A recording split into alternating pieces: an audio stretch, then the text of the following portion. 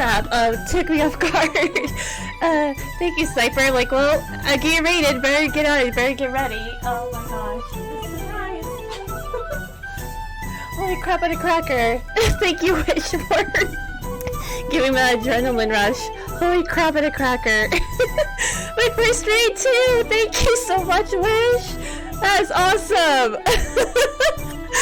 Yeah, I didn't hear you because I was getting things set up. I was quickly getting my headphones on.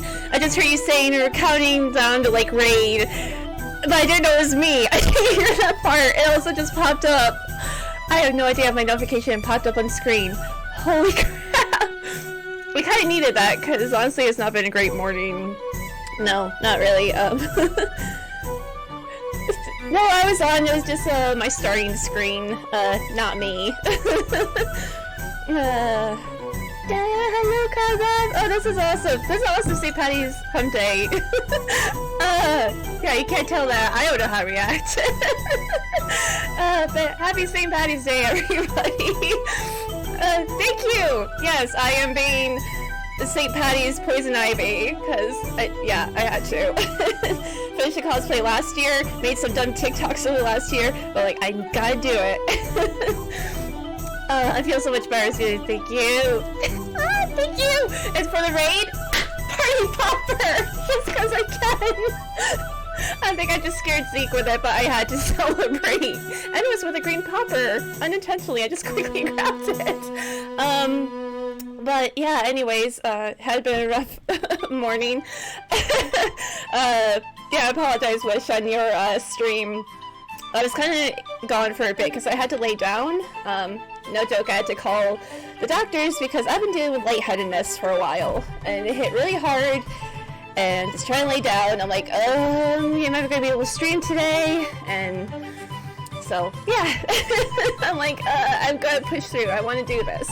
I took aspirin, I've had orange juice, I hydrate, I eat, so I don't know what it is. Me too! That's why I have an appointment Friday, because it's kind of going on and off for weeks now. First it was dizziness, and they said, well, allergies can cause vertigo, but lightheadedness is different than dizziness. So I'm like, okay, test me, I want to know what the heck's going on. I hope I'm feeling better too. I almost was not up to streaming today, but like, nope. Then once everything kicked in, I'm like, okay, I feel alright. Or even online, it said, drink a glass of orange juice. I guess maybe that helped, or water, or everything I took. I even took iron just in case. It's that. I never know. But yes, anyways, for the Irish Green, if I'm okay later, I am definitely having a Reuben sandwich, which I'm looking forward to. And I do have my Irish whiskey. Yeah, 3 Crowns Dundles is something new I had not had before. So I'll be doing that. Also off stream, I pretty much had finished this. Like, I just been in the zone and just was working hard, and I saw Amazon Prime had How I Met Your Mother. I'm like, let's just rewatch it, even though a lot of the characters are problematic and bother me. Like, it gives me something that I already know. But yeah, the Portrait of Danger, I want to say, is done. Like, I tweaked and worked on the thank you, Con Mom. I need it. Not gonna lie, I've had some anxiety about it. Yeah, I tweaked and just developed values on the face a lot yesterday. I added a little bit light gray to the hair. I worked on the shirt. But yeah, I feel like this is pretty much done. Thank you.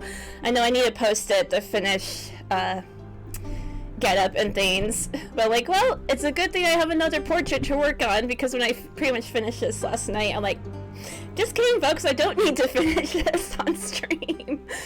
Yeah, it was bad. It was like, oh, save it for stream, or you should stream it. I'm like, no, it's nice just to focus and work on the art.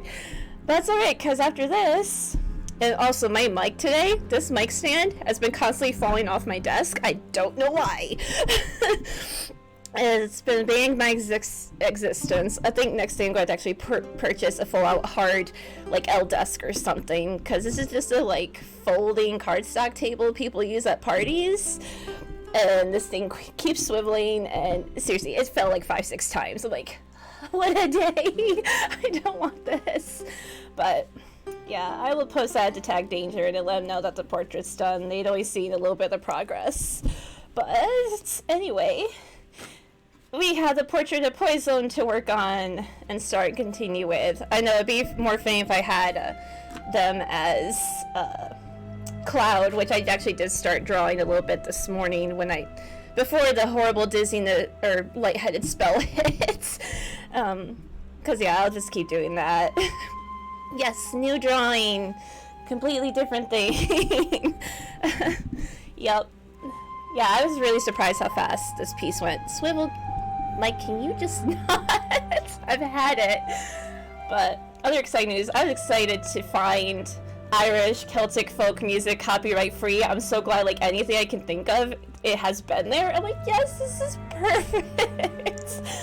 And even after this playlist, which is a little bit shorter, I found a copyright free Fantasy Tavern playlist. I'm like, yes, I'm so excited. I even said like epic folk Celtic, like they were really excited about the playlist themselves. You could tell just from the title. And if anything's too loud, let me know. I might be loud talking right now. I have that adrenaline still going through my head. But anyways, yeah. These are okay right now. Yeah. Yeah, just making sure things are going. Anyways, let's get things rolling and started. I already feel better. A different kind of head rush. A better one, not one where I'm afraid of like what the hell is going on with me. I'd like to know, please. Yeah. Story of my life. I don't know how many years now my body likes to do new things to keep me on my toes and give me anxiety and scare the shit out of me. I'm like, what is this new development? I don't like this. And I pretty much told myself, don't ever read things online because I'm going to self-diagnose and make myself panic and feel worse. Yep, yeah, pretty much, well, even the background's not fully done, but yep, new portrait, new cosplayer, Poison. They, no, what are words? They co-host stream with Danger. They have an awesome Twitch channel that they stream on Tuesdays, but something came up this Tuesday, so they didn't stream. But they're fun. And okay, Mike, you need to behave now. I will hurt you. I just don't have the energy to put up with that crap today. Just like what you said earlier, Wish, like, it'd be nice if things just were all okay for starting, there'd be no problems whatsoever. I'm like, that is what I need. I think with that adrenaline rush too, I have some freaking, like, I'm a little overheated here. Like, wow, already starting to sweat. Good. So yeah, thank you again for that raid. That was awesome. I hope everyone else's hump day has been going well. Like, things are better now, and I'm looking forward to some delicious food. If I'm feeling better, have a little bit of whiskey just because I am actually half Irish. I'm not one of the people like, I just gotta celebrate just celebrate so I can just drink. But yeah. Which is funny, because actually I found out in Ireland, they actually really don't celebrate St. Patty's Day. It's like more of an Americanized holiday thing. And let it be known, I'll never forget, a couple years ago, Jacksepticeye made a hilarious video. It's Paddy, not Patty. For when you say St. Patrick's Day and you break it down, it's Paddy, P-A-D-D-Y. And because he smashes on the board, he's so angry because, of course, he's, you know, full-fledged Irishman. And so it's like, not Patty like, you know, a burger patty, it's Paddy. So, like, I just like to emphasize that now. It's stuck with me. Yeah. Then I'm thinking why I made a dumb TikTok with this. There was a Jacksepticeye clip talking about Priest saying, oh, because I'm Irish, it seems like I'm a leprechaun, or so he yells passionately, I'm not a leprechaun, and all these things. Because we have all these stereotypes. Like, we all have stereotypes of different things. Just like he said, they really don't say top of the morning. They really don't do that. Like, sure, it's a phrase, but they don't, like, do, like, what we do or say over here. Fun facts about Ireland, just because I learned from him. Even though it's my heritage, I still don't know much. Oh, I do know about the potato famine, though. That happened long ago. And potatoes are a good famine food, so... Like, yay, I do love potatoes. I really do, they're delicious. All kinds of forms. Love mash. You could just bake a potato plain and I'd eat the heck out of it. It tastes so good to me, it has so much flavor. Okay, let's try to calm down. Which, one thing I did share. I don't have a leprechaun mug. I don't even know how much to show up, but I have gnomes. It's a gnome mug. I'm like, it's close. It's close to leprechauns. You have the most Irish last name? That's awesome. Funny, my last name's Polish. But then again, I said I'm pretty much half Irish, half Polish. Yeah, my gnomes are close enough. I'm like, small little men. It will do. Make the most of it, and that is water. Like I said, I'm not having anything till later. It is too early. I'm not an alcoholic. Oh, lordy. Just like where I laughed, I was trying to research, when we were talking about, like, you know, good times. There are certain times to post on social media, and so there has to be good times to be posting or streaming, and I laughed hysterically because I told my mom over this on FaceTime. They said ideal time is between midnight and 9 a.m. and I just go, hell freaking no. I have so many issues sleeping. I am not going Batman hours with that. No, there's been so many studies that Batman hours just aren't good for the body, and I'm already tired way before that, and no. No, fucking no. Because you're like, oh, but there's lots of people. Like, go figure, it's that late at night. Right? Yeah, I'm winding down then and trying to sleep at 10:30. So when they said that, I'm like, no. Because, like, well, you're going to be competing with people, like, once it's, like, hits noon and after. I'm like, well, no shit. I don't care. I'm going to go with what works for me. Because plus when I stream, it's perfect to, I'm hungry by the end of it. So it's perfect to end then and go have some dinner and chill out. But yeah, I just laughed hysterically at that. It's like, you guys are funny. Funny, funny, funny.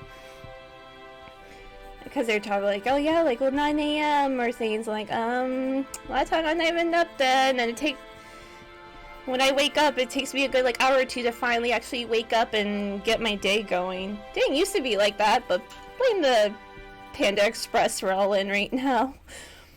My sleep schedule and sleep is just utter shit. And plus anxiety, you know. Good old anxiety wants to kick in and keep you up at night thinking the most stupid stuff. Pretty much it says a good time because there's like lots of people streaming. I'm like, well, go figure, because people are sleeping, and are you really going to get that many views that night? Well, I guess there's kiddos and maybe college students that are staying up studying late or working on projects late at night. Who knows? I was just like, no, I'm not doing that.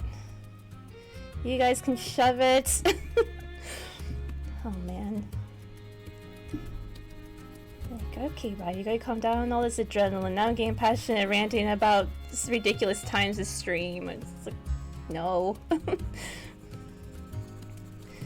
Which I was thinking yesterday, your stream come on. Oh, that was definitely more cursed. There was something in the evening that made it more cursed. Like, what is in the air with people in the evening? Like, you also had a good viewership though too, but usually even during the day you have a good amount of viewers even. But yeah, I don't know what was with the energy yesterday. That was hilarious. Good times. Okay, Mike. Stop swirling into me. I'm trying to see what I'm doing. Yes, I am cursing out my mic. I don't think you haven't lived if you have not talked to your inanimate objects or technology. I definitely want to go back to afternoon. I was so tired. I bet, right? Yeah, I get tired too. It's like my Friday streams, I'll stream a little bit later, but I am so done after it. Just so drained. Yeah, I'm it seems like 4 hours is my good amount of time to stream. Because more than that, and I just feel myself plummet. I'm nope. It is really draining. You think it wouldn't be, but it is. Just there's so much going on. Like, there could be all this chaos, or then trying to do all these things at once. My goodness. Or especially with lower viewership of like, okay, time to talk to the voices in my head, time to spew them out loud and look like a crazy person, put me in a straitjacket and go.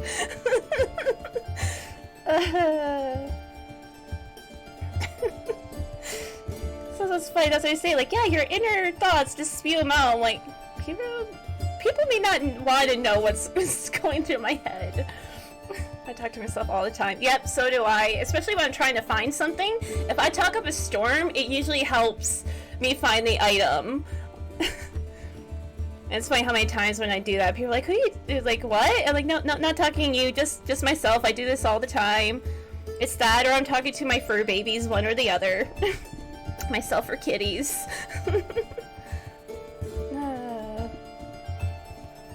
Yep, fun times. What was I trying to find the other day? I don't know, it's so annoying. Even though I have certain places to put things like my wallets and sunglasses and keys, I'll still have trouble finding them. And it's just funny, because I usually am a mostly organized person, but because of that stuff, it just runs through my family. We're always looking for something. It's crazy. It's really annoying too, and usually I always need an extra set of eyes, and some of my friends like, I swear, if I find it, I'm like, what? What are you gonna do? Like, beat me? I think they get annoyed with how much I'm losing shit. Yes, yep, I've been there. Where are my sunglasses? They're on my head. All the things. And somehow, even though having usual places, I know I've had my keys in some weird spots. I seriously want to say I had the keys in the fridge one time. I'm like, yep, I have lost my mind. I am old, I am crazy. Why did I do this? Yeah. It makes no sense. But if someone else finds it, just hold up. I go, where was it? Like, here. Like, that's odd. That's weird. Okay. Oh, that just kind of makes me feel very fun because my grandma's always looking for something. My aunt, my mom are just always. I just want to ask people who don't have to do that what it's like. I can imagine the less stress you have. Or especially if you're trying to go somewhere. Like, I hate it where I'm, okay, I need to go to the grocery store. And I can't find the wallet. I'm like, well, I guess I'm not going because I kind of need my driver's license and my money and card to do that. Yeah. I am horrible at that. I will admit that horrible flaw of mine. Organized, but can't find shit ever. Just like last week, or this weekend, I was heavily digging, trying to find some cosplay items. Which is funny. I have one of those IKEA shelves with all those bins that you're supposed to organize. I even have them labeled with plastic bags and stuff. Still couldn't find the things. I'm like, why do I even try to be organized anymore? What is the point? Because it's not helping me whatsoever. I'm just doomed. Doomed to lose stuff all the time. Yeah. Or sometimes sometimes I'll blame Zeke because he's my little black portal kitty at times, because there's some things that have been in really weird places that make no sense. I'm like, Zeke, did you do this? Why are you portaling my stuff? Because I want to say one time some things were under the couch which made no sense. Like, son, why you do this to me? All I do is feed you, even though you wake me up at 4 in the morning to be fed and I have trouble sleeping. Had to put you up because 4 a.m. is way too freaking early. I deal with that and I still get punished. That's probably why I'm being punished, because I don't feed them at 4 in the morning. It's revenge. That, or if they're not happy with me, they'll take a massive shit in the litter and he'll make, oh, he's a stinky old man. He'll do it in front of me. I'm like, I'm sorry, I displeased you, Your Highness. Yeah. I love fur babies. This reminds me before all this, when I had gone up to New York for the holidays, my friend was looking after them, and I said that usually Zeke was the one that was stinky, and when she went to the litter box, she said that there was a lot of it, and it was both kitties. They were just so pissed that I left them both. I just laugh where it is all in caps in the text, and both were like this. I'm like, oh no. Like, sorry. They made it extra messy to clean. Yeah, Zeke is a lazy boy. He does not cover his shit or anything. Sugi will do it. Or even Achilles. Like, they're good cookies. Zeke, I think he's just like, I'm old. I do what I want. It doesn't matter. Yeah, it's just funny because she'll jump in after him and cover it up. Because even she's like, boy, that stinks. We don't need that. Or how many times I had to crack open a freaking window. My goodness. Or you gotta love it when Zeke will do that right after I clean the litter box. I'm like, thanks, child, you ungrateful bastard. Or they'll sit or watch hang over me while I'm cleaning the litter box to make sure I'm doing a good job or something. And I loved it one time. Achilles, actually, when I was cleaning the litter boxes, hopped into the bin of fresh litter and crapped in that. No, peed. I don't care. Either way, he went in there because like, oh, it's fresh litter. I was like, oh my god, child. Wasn't a lot, but like, well, thanks for doing it there and not on the floor elsewhere, I guess. I guess that's what I should be thankful for. And that's definitely in Kat's telling me, like, yep, I work for them. I live to serve them. So funny. I don't know, my life would be boring without my fur babies. This is for certain. Like, oh, what do you do? I feel like that's what I think if everyone was just brutally honest on dating sites, like, yeah, I don't do much. I stay at home, either I play video games or draw or stuff, and I talk to fur babies and have fur babies. This is what I do. Like, I hope you like fur babies and get used to me talking to them. Baby talking to them and all the things. They're the best, though. Breathe, breathe, breathe. Like, no, I didn't take anything. I feel a little hyped up. I'll take that over how I was feeling earlier. Also digging this music. I'm like, hell yeah. Reminds me, there was someone that used to know that did do Irish step dancing. Stuff is so freaking awesome. I talk to King constantly, she loves it. Yeah, they know when you're talking to them too. They will be there, they'll react when you say their name or you're looking at them. Oh my goodness, Zeke, hello. Speaking of which, jump straight up on the table. Like, yeah, you'd heard me, I was talking about you. Like, you want to wake me up really early. Like, this is why I don't sleep well, because after that, it takes a while to fall back to sleep, and then I'm not up till 10 or 10:30 some mornings because of it. My life. It's a funny thing because I did used to be a really early bird. Let's play words. Oh yeah. Yeah, okay, so definitely know. Yeah, my Furbies definitely know food. They know dinner, lunch, treat. They even know the word out because yeah, they are dogs and I'll let them out on the patio. Or with supervision, sometimes let Sugi wander around while I'm there with her. Because when it's nice out, oh, they will bully you. They will sit and stare at you. Yeah, she'll just sit there and stare until she gets what she wants.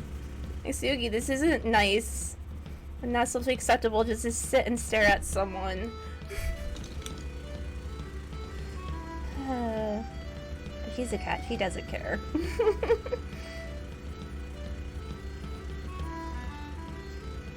Funny how they do that.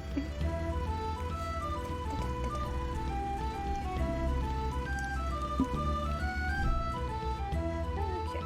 Alright, Mikey, you can stop swirling in my view, please. I would appreciate that. I'm seriously just holding the mic with one hand now because it just wants to swivel, and this mic stand does not have something to keep it from doing that. Which is surprising. The cat loves the patio as well, loves watching the birds. Yeah, they love watching the birds and also squirrels.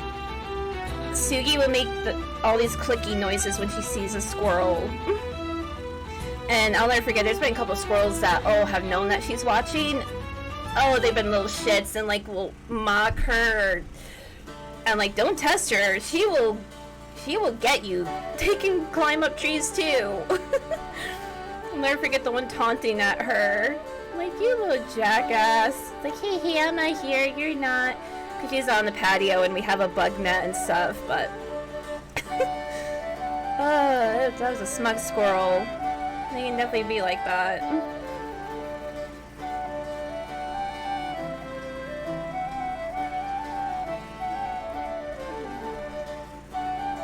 Let's see. How about games earlier? I'm like, pretty much all I have played are the games on Fridays. With how life and day's been going, I have had no time to touch games otherwise outside of it. Anyway, like, I've been just wanting to work on art. Like, even after streams are winding down, I'm just sitting here. I've been picked out that I pretty much live in a studio now. But with how things are, I'm like, well, this is my gym. I work out in this room. I eat in this room. The bathroom's connected to it, so I shower and use all that stuff. And then I'm just here. So everything I need is here. Even have a TV, I have my PlayStation, and I have great natural light, so I'm just here working. What's wrong with that?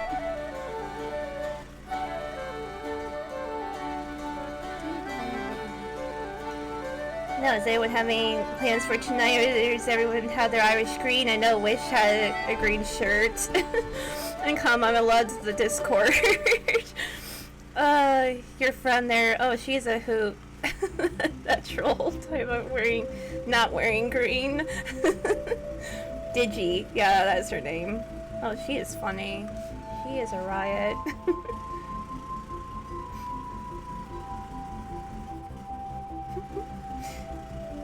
Yep. Crisp but fun vibes. Oh, that's awesome. I see my friend get to see tomorrow and celebrate his 30th tomorrow. We've known each other over a decade now. It's insane to think. Where'd the time go? That's probably someone I've known like the longest. A few friends now that I think. There's been 3 of them that I've known that long. It says a lot because for a while, like, I didn't keep in contact with anyone from high school and early years of colleges because since I moved around and ended up going 3 different schools, just got out of touch with peeps.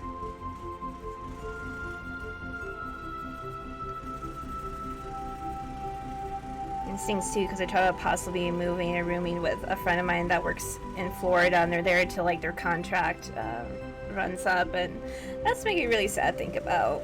Like, even though I can't see people now, knowing they're gonna be that further away, though. Hi there, guys. Welcome back to the Tower Tech. Out in the woods again with the drone. Got the new Manfrotto backpack with me, so we're giving that a proper field test. Heck? Okay, YouTube. What the hell? It went from music to... I don't know what the heck. Like, what is this talking? Let's go to some tavern music. I apologize. Yeah. Bertava cursed, and there it happened. The cursedness has come over here now. She reminds me, I'm still waiting to see my first spot about becoming famous.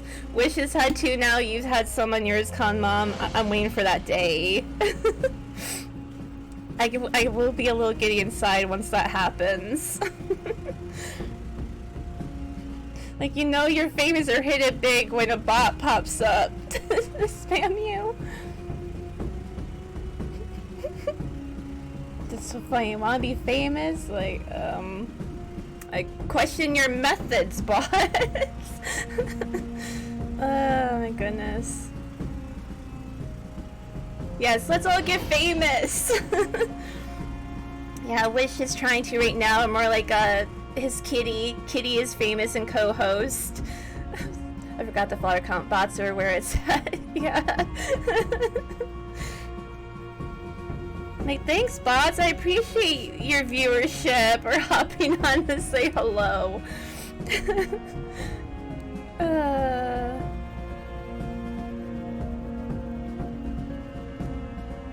No, now I'm just thinking like Detroit become human day when we have androids and the androids just chatting and talking up a storm with us in chat. My goodness. That's where my mind jumped to. I don't know, it reminds me, the college I used to go to, I would go walk around, because during all this stuff, like, it's all been online and stuff, and it's a really nice place to just be able to walk around outside when it's nice out, and, before they had these little bot services, what are they called, Star Bots or something? I don't know, but they're little cute robots, they're cube-ish, drive around and deliver stuff. You use an app for it, and they were so cute, but of course, all the stuff we've seen in sci-fi was happening. There were some people giving this little bot shit and trying to block his path. You're like, are you kidding me? He's just trying to do his job, he's trying to do the best he can. And one thing made my day is when he was trying to go up onto a curb on a sidewalk, he got stuck, we picked him up and let him go. He seriously said thank you. I was just so stunned, and I kind of squealed inside. Like, it was so precious. And all I thought is, though, like, where the hell was that when I was going there? It's just funny when walking around a school you've already been to, you're like, well, this is where all my tuition funds went to. Schools keep upgrading and getting better shit all the time. Like, I wanted little robots to deliver me a cute pizza, or for Valentine's Day one year they were delivering single roses to people. I thought that was so cute and adorable. But seriously, that was stuff that happened in Detroit Become Human. People give shit to the androids and beat on them. Like, yeah, they were so adorable. I can't remember what their name is, but I still have... I think I follow them on Instagram too, because you can see them wheel around. And I love it too because there would be a line of them that line up and then spread out and go to their places they needed to deliver. It's like, that's so precious. It's making like BB-8 and R2-D2. Just little droids. It was awesome.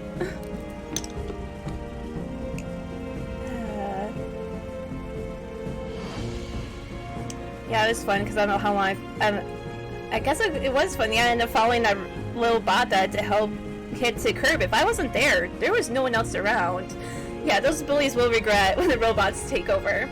Makes you think a really good friend of mine, she says, oh, I am respectful to Siri because it's guaranteed they're going to take over and I don't want them killing me or doing anything to me.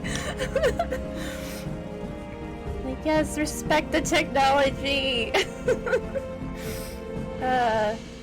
Yeah, I wouldn't want to tamper with that or piss it off either. Especially, what was it, how many years ago when they had made a robot and it downloaded all this stuff from the internet and became immediate, like, racist and saying they wanted to kill the human race. I'm like, here it is, folks. Everything we've been warned about in sci-fi, here it is. One thing our friends and I were talking about, like, science fiction. It has science and fiction put with this. So yes, there's some truth and science and truth to it. That's fine, yeah. Do what you gotta do, Con Mom. This tavern music is pretty dope, Zeke, and yes, I do say dope unironically sometimes. I've said that a few times on stream. This is awesome because we're taught like Valheim and other things, like, yay! Hunting in taverns and D&D, how many campaigns to start with meeting at a tavern. Like, here's your random party members, here's your story. Go adventure! Which I highly recommend on YouTube. It's still there. It's a very low budget film with just a few kids from college made this film. It was based around D&D. It's called The Gamers. I think it was 5 parts. And it was based around Dungeons and Dragons, like the first version, no joke, or 1.5. That's how old this thing is. And it's so real about D&D things going on. It's hilarious. For example, they're like, oh, you come amongst this body of water, and all of a sudden there's this hilarious, they tell this wizard, like, you also remember your sudden, like, you know, phobia or utmost deathly fear of water, and all of a sudden just starts screaming. And then there's a thief that he keeps being successful in his roll checks. He's like, I'm gonna take this guy's pants. Like, why? Like, I don't know, I just want to see if I can. He's ended up taking his pants. He sneak attacks with a ballista. He's successful on the roll on the bar. And seriously, that's how D&D campaigns go. Sometimes you'll push your limits or test your fate. Like, what can I get away with? And of course, just all look at the roll. Yeah, it was pretty funny. I mean, in D&D, it's so cheesy, but it's definitely good for some laughs. There are some other parts of it. But yeah, it is hilarious. I think some friends had shown that to me years ago. That's how I came across it.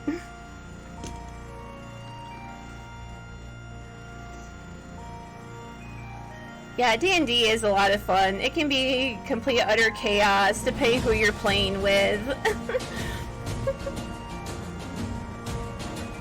Everyone has different goals or missions, and depending what their character type is like, because your character alignment definitely will change things, make things more interesting. My first character ever was this like kinky fire illusion. I was like being a spellcaster, but then my other two characters were succubi, because I just like that class. I'm like, hey, I could disguise myself, no one knows who I am. I had high intimidation, I had high charisma, I could lie really well. Yeah, you have the miniatures, which you gotta... Yeah, I hope you can play D&D sometime. Like, you're good to go. And plus you're talking about... Well, sadly lost on your old computer, but the generated maps, which that is really awesome. Like, I don't know anything about computer programming, so I couldn't do that. That is pretty awesome.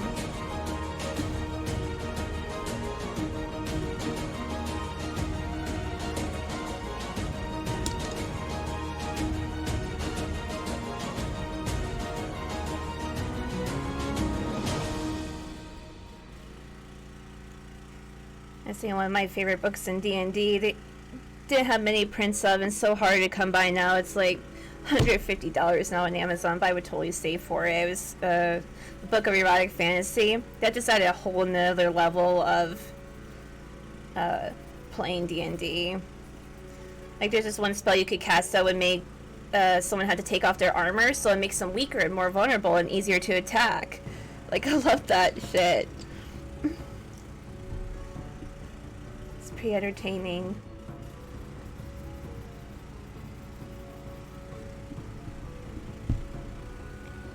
Yeah, I have not touched version 5. I had some friends that had played it, and we kept trying to get campaigns going, but never could. Because of time and life. Especially my friend who is like a head brewer, he's been wanting D&D campaign forever, but he's so busy with all that. Well, there's Critical Roles and other things to watch and see with that.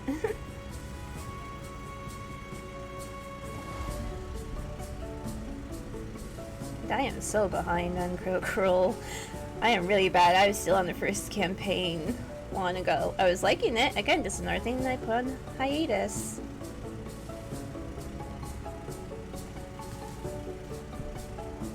When I think of it,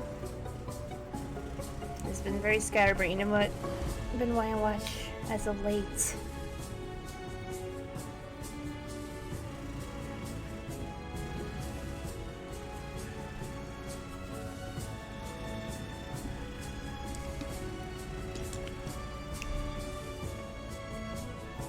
It's awesome where how some people will do role-playing in other video games, like Conan the Barbarian had role-playing servers. I've seen even Red Dead Redemption has had that. I think that's cool. It just adds another element to the game and makes it pretty fun, or more fun.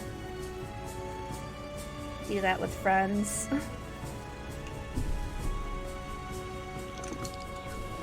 Actually, one of those artists I rated, he did that. He would work on art and then he'd play Red Dead Redemption with some friends and roleplay. That's fun. Gives you a variety of things to do.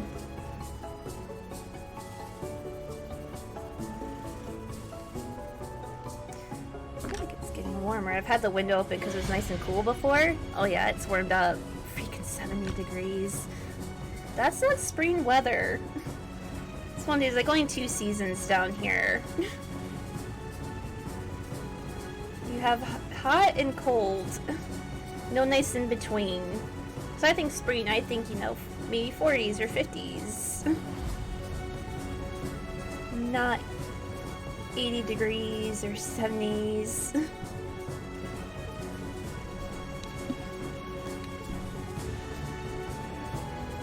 Okay, so I'm probably going to have to close that window here. So I have for fresh air, but I'm just going to make it too warm in here.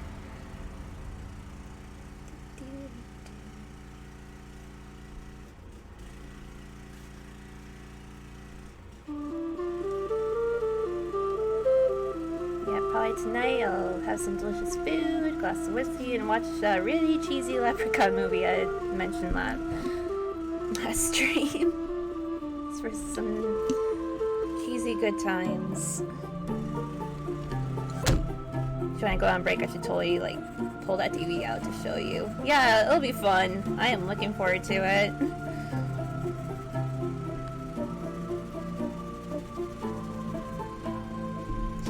Okay, I'm going to just prop you with my arm from swiveling so I can work. Now, one thing on this portrait that is going to take a lot of time is the tattoos on the sleeve. And the detail, oh, I got that pencil so sharp, and be very careful with that. What I liked it was definitely a challenge to draw the tattoos. Yeah, they have some epic sleeves. I'm like, I would love to have a sleeve of stuff that I love. Money, time, and pain tolerance. Because this one I have on my wrist, I got so hot. I got in it 2019 during the summer. I'm just sweating. Just a little tattoo on the wrist. I'm like, holy crap. You expect me to be sitting for hours and hours with that. And I remember I used to watch Kat Von D, like tattooing, or Ellie Inc. You're talking about saying the body honestly only has a certain hours of tolerance. Like, welcome back, huh, Mom? I'm just talking about tattoos. Because of Poison's tattoos, I was saying it was really hard to draw and it's going to take a lot of time to color and value in. But then I got to talk about when I got my tattoo, I was saying I would love sleeves. But just my little, like, wrist one, I'm sweating balls, and I was saying I found the body can only, like, keep releasing, you know, endorphins for so long to kind of help with the pain before it actually just stops. So that's what gets me. Some people are like, yeah, I was in this tattoo parlor like 12 hours. I'm like, how? I would have to break it into days, I think, to get something big like that.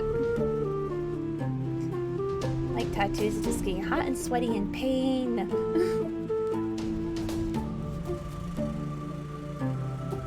Or I like where people try or say it felt like a bunch of cats constantly scratching you. For me, it just felt hot.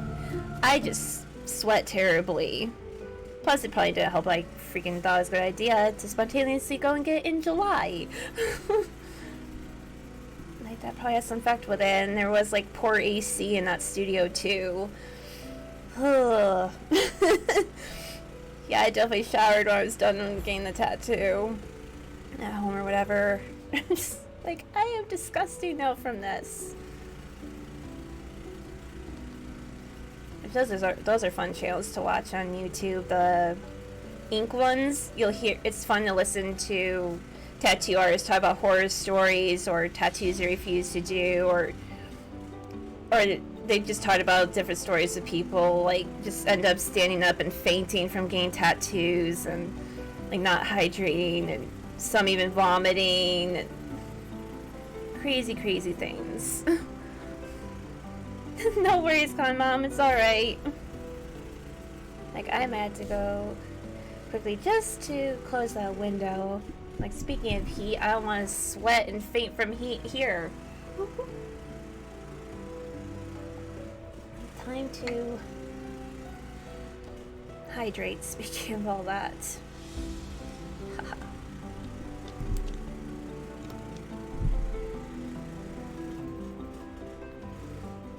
No, it's just, I remember writing a whole paper on tattoos in college. That was fun. That was probably the only paper I was ever like proud I ever had fun working on, because I looked in the history of them and how tribes used them to. They would tell people like the roles they had in the tribe and things like that. Like tattoos have definitely changed over time for like their purpose and what they do now. That's so cool. There's so many different styles. Like one I had learned about on that Ink channel on YouTube is they pretty much said, don't get those micro tattoos. They look awesome now and they're detailed, but when you just over a few years and you age, it's going to become a blob. That's one thing they said they wish some tattoo artists would do, is actually talk to their clients about, no, if you made it bigger, it would last longer. Because our skin ages, you know, we lose collagen and things like that. So I like watching those because I learned about tattoos more. If you're going to get one, you know, things to plan out for. Or one thing they said, a lot of their pet peeves is people getting really tiny ones on areas that should like take advantage of the space, because yeah, when it's smaller it's going to go away. But everyone has the funds for a big one. Or that's one thing another pet peeve to say is people coming in and asking how much something will be, because again, you're paying for their time, their craftsmanship, materials, everything, and plus they have to make, you know, a profit from it because it's their life and career. So that's what I want to do, is be able to save up to get more and yeah, not be one of those people. It's bad because after watching me, like, I did do that with my first tattoo. I'm like, how much would this be this size? I'm like, oh no, I was one of those people. I was one of the pet peeves. I won't be next time. And of course, you had to tip the artist.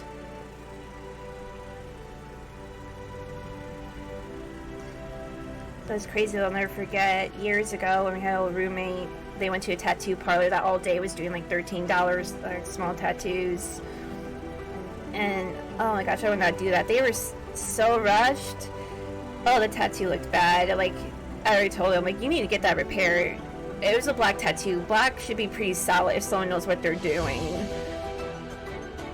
I think they were doing like for some charity or something, but still, like, it's gonna be permanently on your skin. Make it right. Like, or I would go back, like, pay them if you need. It would probably charge you for doing it, but it's gonna be there for the rest of your life. Maintain it. Make it look good.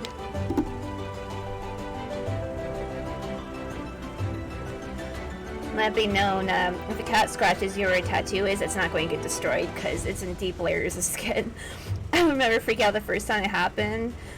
I immediately Googled it and looked it up. I'm like, don't tell me I have to have it repaired. And like, nope, it's deep down there. It's fine. I'm like, okay, phew, good. I was panicking. And it healed and it's A-okay.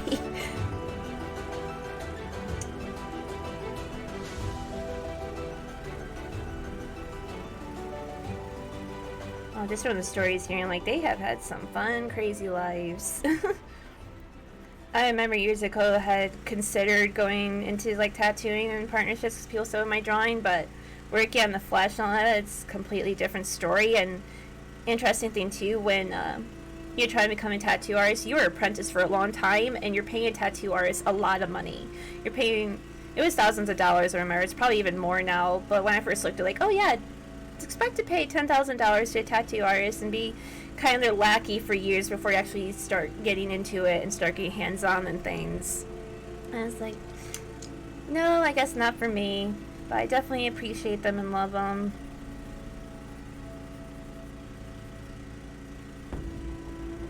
I was actually in school, there was one of my art classes, this guy that used to be, or he was a tattoo artist and even good at like airbrushing.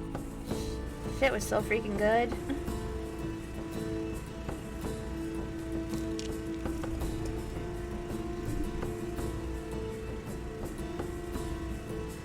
I think there's some awesome things too, is when you see some people.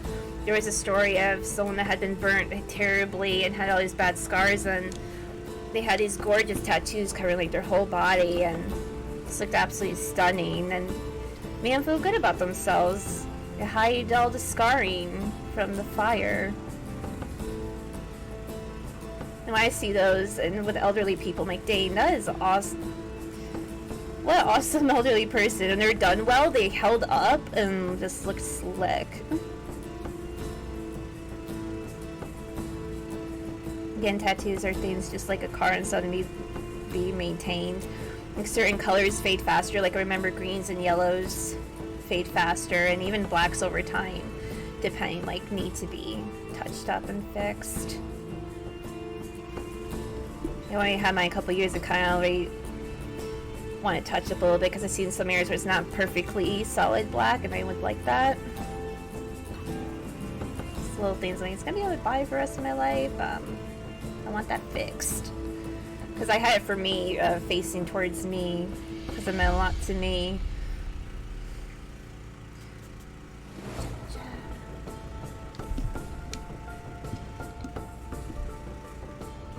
I just want to know where people's mindsets are thinking, or try to argue saying tattoos are art. I'm like, how?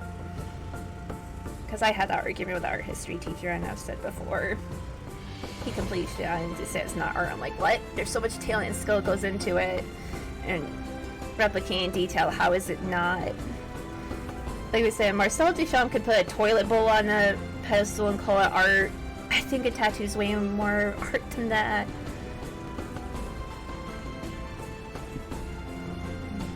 You are full of shit, sir. I completely disagree.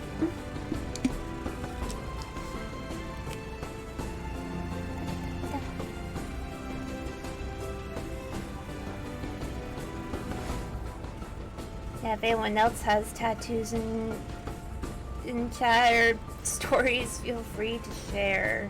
I'm all for that. I know I've had so many planned for a while.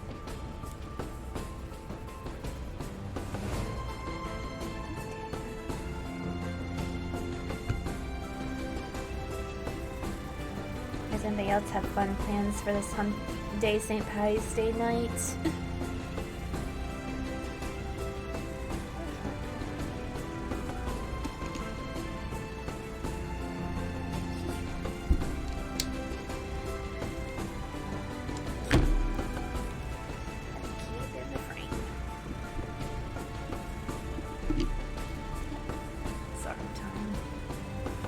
Arm time because I think it's hammer time.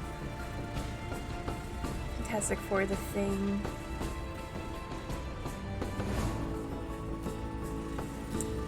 I remember watching I saw some of the 90s cartoon of that. Tattoos are a form, no question. There's some amazing, right? There is! So I couldn't get it where our history teacher is trying to say it's not. And he really didn't have any argument against it either. It was just his opinion. Like, you have no evidence or substantial is yeah. I was happy to leave that school. Didn't get along with the fine arts department, didn't get along with the art history teacher.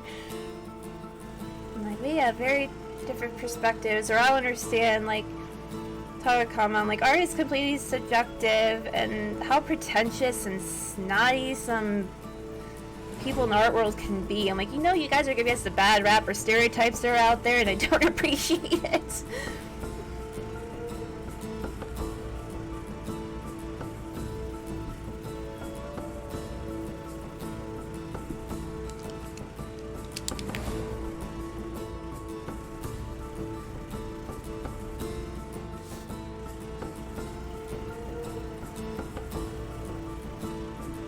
Or where a lot of schools sadly like to take out arts as a first year because of budget cuts, and it's always unfortunate because it works a certain part of the brain, or it's so important to be creative. But I think a lot of people don't understand that, like, art is not always just painting pictures.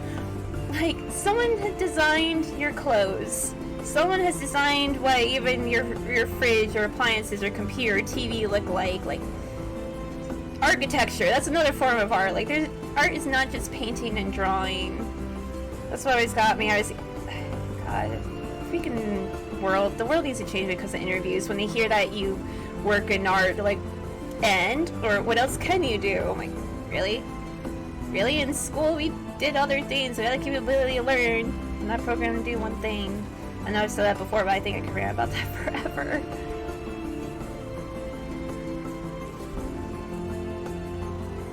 And to me, like, no, that's probably good, because someone, it takes a certain mind to be creative and use your imagination and things. Like, I think I would love that. Like, I was, like, head of some company or hiring people. I would want those. Brings something else to the table. No Pants Tonight by Ruben Stanley sounds really good. Yeah, I remember you say you were able to get to the store. I'm like, yeah, go get some. Have a Reuben sandwich. Yeah, the other day when I went to the store, there was a sauerkraut that said like beer flavored, and I tried a little bit on rice. Oh, it smelled like beer, and I'm like, is this soaked in beer? Like, what did they do? Like, they might have done it a little bit. It tasted pretty good. I had a plain one, and then I bought the beer one. I'm like, this is different. I never knew this existed. That's fun.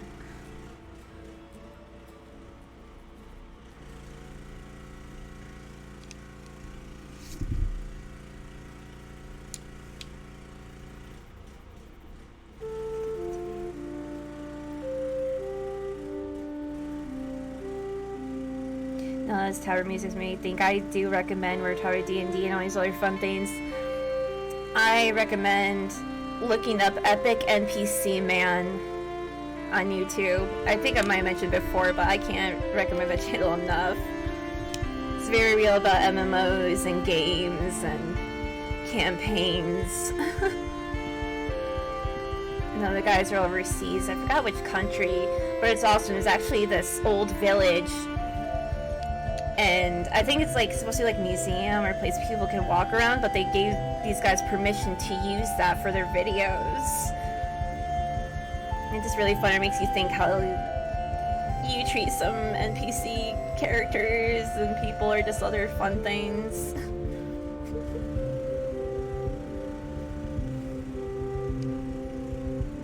Like one funny video, I loved where we talk about NPC, like just they're programming, they can't walk around something and they're just stuck there walking into it. There's this fisherman named Balin. He's my absolutely favorite character because how he's first introduced was, you know, an NPC man. They're only programmed to do some certain number of things. He keeps circling around the town, says, "Morning, nice day for fishing, ain't it?" Keeps walking on, keeps doing it. So there's one that's called Log. He is stuck on a log, just doing his stamping motions and constantly saying and doing it over again, and the NPC man is just like, "Balin, just walk around." And of course he can't, he just picks up the log and then he just continues walking on. Like, it is stuff like that. It's too real with games. That, or they seriously were too right about, like, if you're 1 pound over your inventory, the guy is walking so slow and like he's in pain. I'm like, games do this. I tried the last game, I did that. I was like 1 pound over.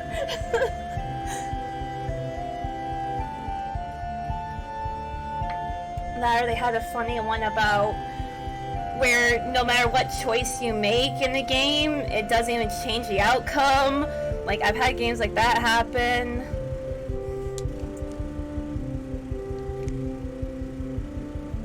Yeah, good times. I definitely recommend it. They even have some other fun videos. They've done ones about like PUBG and even just work life. But I just like the ones mainly about based on, you know, games and campaigns and MMOs and stuff like that. They make me laugh. I've cried laughing in some of those. Oh yeah, they even had one about Witcher, talking about how you prepare for a battle. This guy's drinking all these potions before fighting his dragon, and one guy just comes up. Or like, what are you going to do? Or say, how you prepare? He's like, oh, I'm just going to hit him with my like sword or whatever. And defeat the dragon doing that.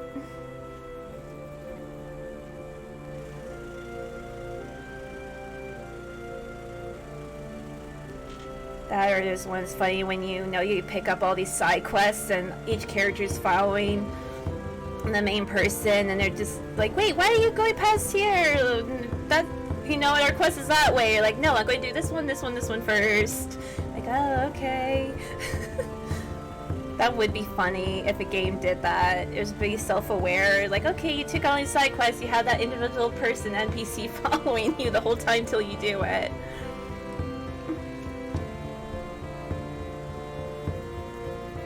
There's a commentary. Was it Skyrim that if you put a bucket over like a character's head, they couldn't see anything or know what was going on? They did a bit about that.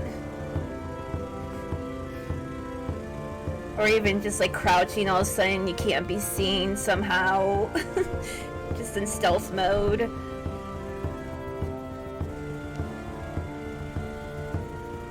Yeah, those guys have come a long way. They definitely have quite the viewership now, and they had done a whole Kickstarter to make a video all about Balin, because people love Balin, that fisherman character. It's just hilarious. I think it's pretty much called Balin's Adventure. I don't know if they've been able to work on it or start it, but they made a lot of money for it. I think, no joke, they were looking for $600,000 and they made over that. Like, that's how much it takes to make things like that. That's how much Kun Fury was kickstarted for. So it reminds me, the Dragon Slayer movie everyone's hoped for with Don Bluth, that was kickstarted. I need to look up because I know they said they were working on it. Like, I hope so. Don Bluth is up there. I forgot how old he is now. I'm like, please, yes, let this be a thing. I would love that.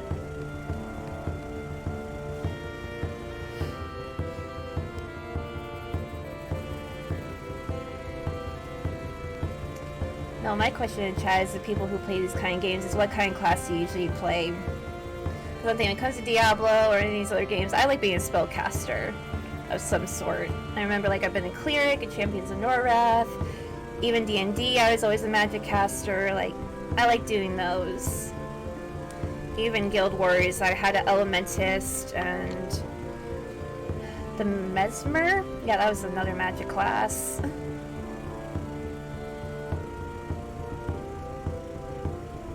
Really, or would I just choose a fighting class? I think last game where I said, you know, I should do something different and just go fight and bang shit up. So spellcasting from afar. Oh yeah, Conan. That was one because you actually were just fighting with swords. There really was no like magic in that one. Remember in Guild Wars I had a ranger, barbarian. Welcome back, Con Mom.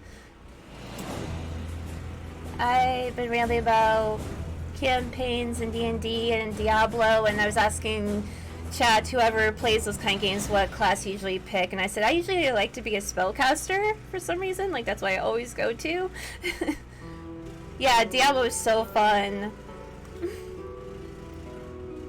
See how games like that, or even D&D, I just tend to be that. Con Mom, you're the missing link. Goodbye. Are you kidding me? I didn't give it a Nightbot. It's done that to you now twice, Con Mom. What the actual hecky? What did you do about it? It flipped out. What the? Nightbot, I'm getting rid of you too. I'm just going to have Moobot. That's what's going to happen. Stream Elements was being existed and now Nightbot sucks. How dare you have passion and get excited about things? That's bullshit because even Nightbot, I had it so people could be in caps. Dory, come on, I love you. Nightbot is a dick. Yeah, I need to look up how to just turn Nightbot off. I hate Nightbot now.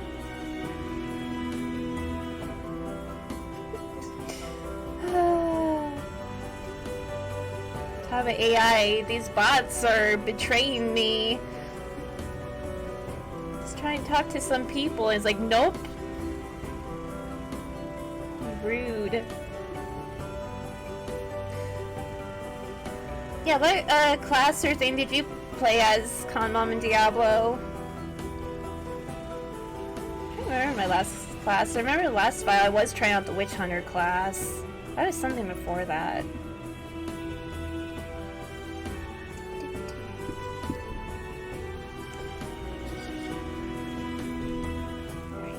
Oh, you are in my hand. I had that feeling. Monk is my favorite. Awesome.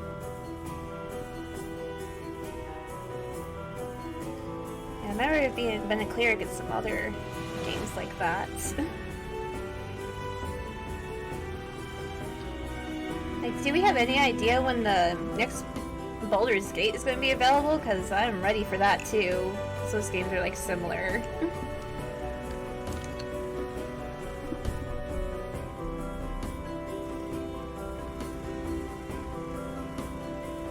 I like those games where I have up to 4 people play and troll around. It would be silly.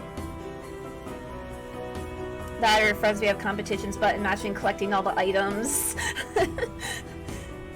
Yeah, my friends would get at me like that. Like, you picked up everything. I'm like, I know. Right? It does look good. I remember when first seeing the trailer for that, I'm like, ooh. I'm excited for this.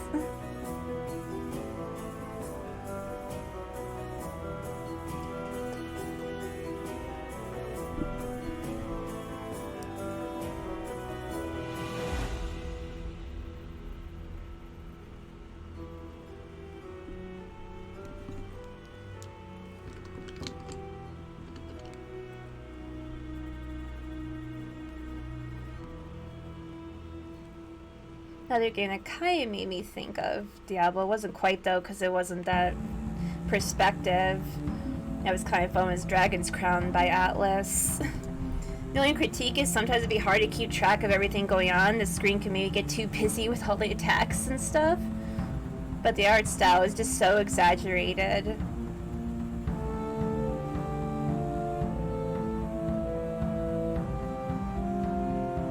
That definitely was very much like a D&D campaign. So it was like Diablo and things.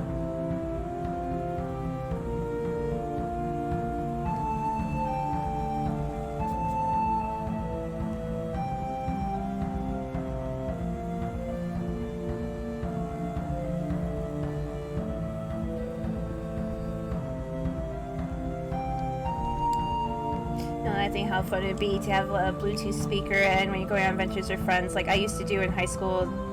He was like my best friend at the time, and we had an elf and hobbit character, and we had woods around us. We go play and back. Yes, we were high schoolers doing this, not just as kids, having our own adventures and like campaigns. So I'm like, oh, it's so bad if Bluetooth speakers are a thing and smartphones. We could have this music playing. It would just make it more epic and just add an extra level to the imagination. Because I'm listening to this and not just me think like Lord of the Rings and shit like that. Or even have this in the background during a D&D campaign. That would be amazing. Just would pull you and make you feel like you're in that world even more.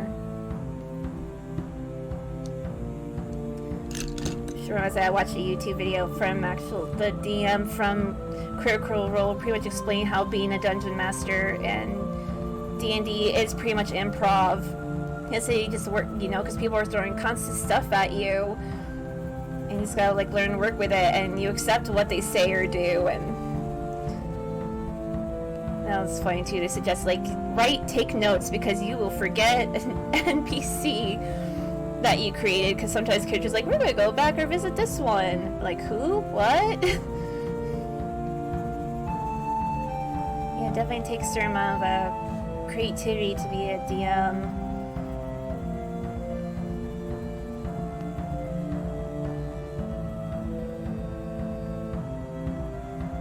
Yeah, Critical Role was a lot of fun, but this was awesome. We had some videos just talking about that, explaining D&D, and like, yeah, you know, you're right. There's a lot of improv to it.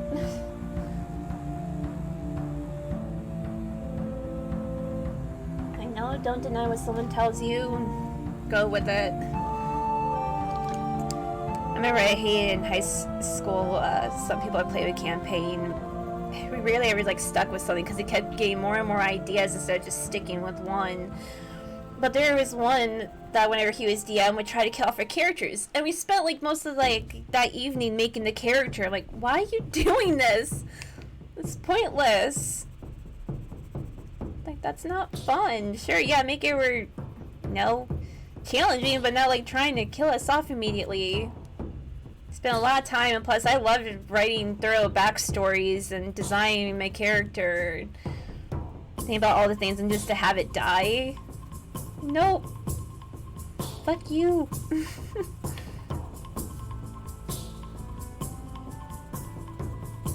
No, my friends started asking about a new campaign. It's like, some reason the idea of being a elf bard sounded fun, because I said I was just like being a character that being manipulative or woo and seduce characters and things. I'm like, let's change it from a succubi. And then my friend's like, what about a bard? Because they wanted to run a campaign about like NPCs.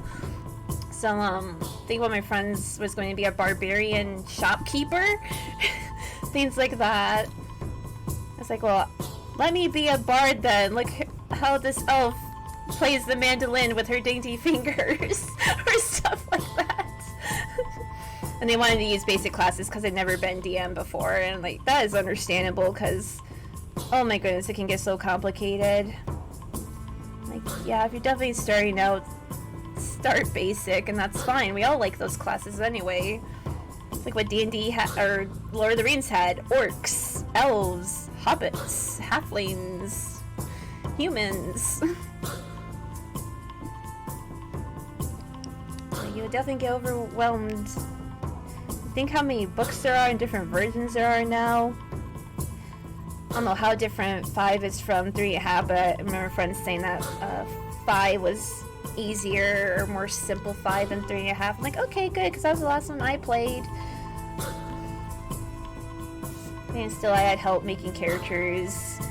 And I still do have my character sheets somewhere. Like, I have not thrown those out. I need like to laminate them before like they get torn up or something. But I have them. Or at least I found my succubus tantrist or whatever from the last campaign I ever did. That was fun because I always liked to use the extra gold just buying random items just to like build or make your character who it is. Just all the little details. How many times I thought like, oh, if only great bags of holding did exist now. That'd be so useful. I'm saying like, yeah, you go to the furniture store, you don't need a truck or pay for that. Just got your bag of holding, just stuff it in and go. Like, that'd be so convenient. Like when you want things in video games to exist. Make things more fun.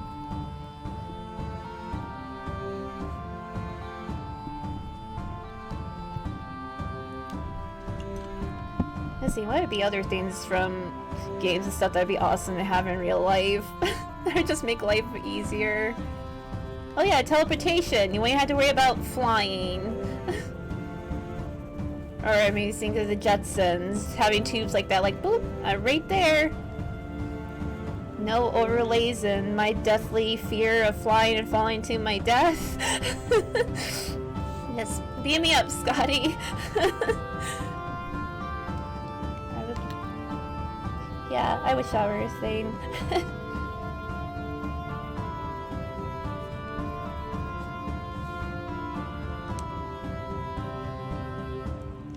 There are probably definitely some other things I'm not thinking of. If anyone thinks of anything else in games or world, fantasy world would be awesome to have in real life, feel free to share.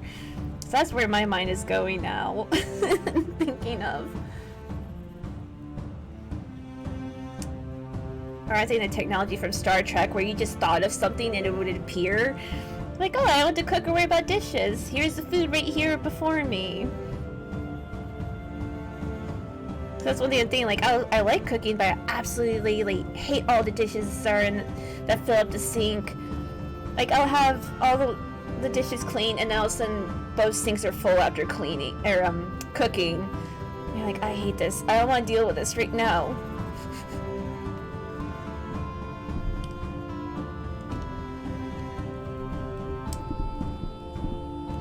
probably one of maybe like, yeah, I should cook more, but I hate dishes. So it comes with laundry, it's weird. Like, I don't mind throwing it in to be washed, but hanging it, because I have some things that I don't dry, and it's just pain in the patootie, and I hate that.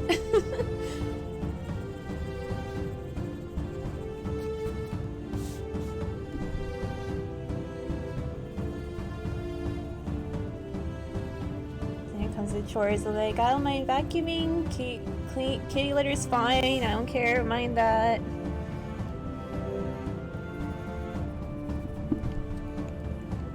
Even checking the mail sometimes.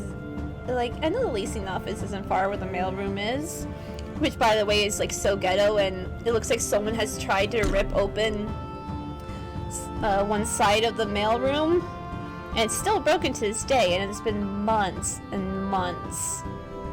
Like, I hate this place. They never fix anything. Just like past couple days, no hot water because there's issues with the boilers again. And seriously, how much like I've had it with those people, because I said I've been in arguments with them about black mold and other serious shit. They hate me, I hate them. So when they had sent a message about no hot water again today with the boilers, I seriously just said, why not replace the boilers? Because clearly there's been issues, like since the ice storm down here, like things had burst and broken, and I say I'd be rich if I was paid every time the water was off or not working in this complex. It's been a ridiculous amount, and I've been here like 7-8 years, no joke. It's the longest I've ever been at a complex. Pandemic screwed things up because I was going to move last year. But then that shit hit. Like, I'm stuck here. I need to get the hell out. It's not good for my health and mentality.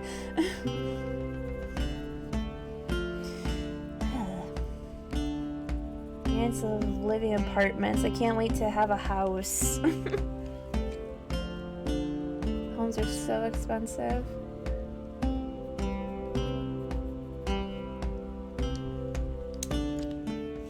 Plus at home, it's like so permanent, you have to think or figure out where you want to live. Because to me, a home is a permanent thing. Like, I think my grandparents had lived in their house 50 some years. I want to say, is it 55 now? I don't know, time flies, but like, they got married, they moved in the house, and they've been there.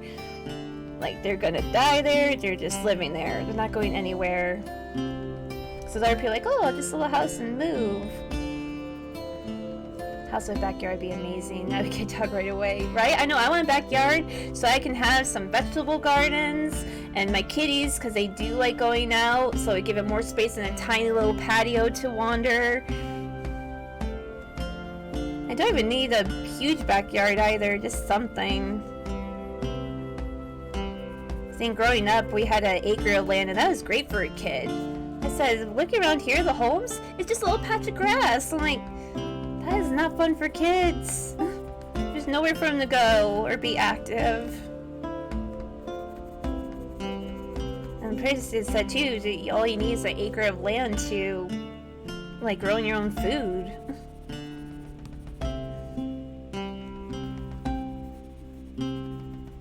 That after I've seen these big plots of land, like, oh, I forgot how many acres. I'm like, well, it would definitely keep people away from you.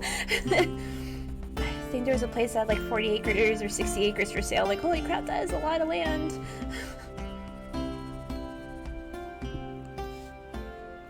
I feel like that'd be a way to keep you where they say kind of off grid. I'm like, well, 60 acres of land to yourself. My goodness. Because yeah, that's one thing about apartments is I hate people, I hate neighbors.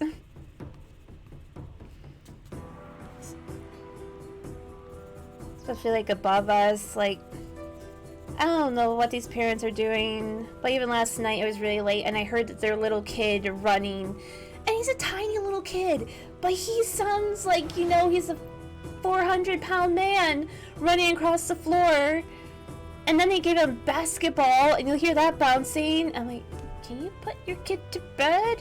During the day I phase it out, but when it comes to bedtime, I'm like, why the hell is this kid up this late? He's tiny, he's a little toddler. Should be in bed by now. Thankfully, they've been good about the music, because when they first moved in, we kind of left a note, and they made it respectful. We said, we don't mind the music, it's bass. I hate bass. Subwoofers should be freaking banned because of apartment complexes, because the ceilings are thin. Like, you're not in your own home, you're not at a club. It seems unnecessary to me. It drives me up the freaking wall. Especially where it's, 1 year in college, this little room we're in, there was someone every day. This dude was a dick. I'm sorry, most of the time, like, if someone ever came to me and said, hey, your music is loud, you think you'd keep it down, you know, for the rest of the days? No, every day I had to tell him to turn his shit down because the bass would vibrate my walls. It'd be so loud. I'm like, dude, sometimes I try and study and do other shit. Put on headphones or something, or just turn it down. It's amazing how many people we have on this planet, and people still think they're the only ones around. I'm like, how? I apologize, I am getting really adult ranty right now, but that is what's on my mind, and I'm going with it. The struggles of life. First world problems. Which reminds me of this radio station that's here. I heard them talking a little bit when I went to go pick up groceries the other day. They were saying that full employment wouldn't be back in the US until like 2022 and possibly even end of 2023. Because like COVID's really messed all that shit up. That's a long time. So I said that's one thing that sucks, is there's this community of homeless people not far from us. Like, there used to be, like, a few, but now it's, like, it is a community living in tents and stuff because they lost their jobs and everything to COVID. I hate, because every time I see them, I just want to give them water and food because it is something. And I've done that plenty of times. If I have an extra grocery thing, I see someone, I will give them a sandwich or something I have. Because, like, we think we're suffering. There are people without roofs over their heads. It just kind of puts your life in perspective. I'm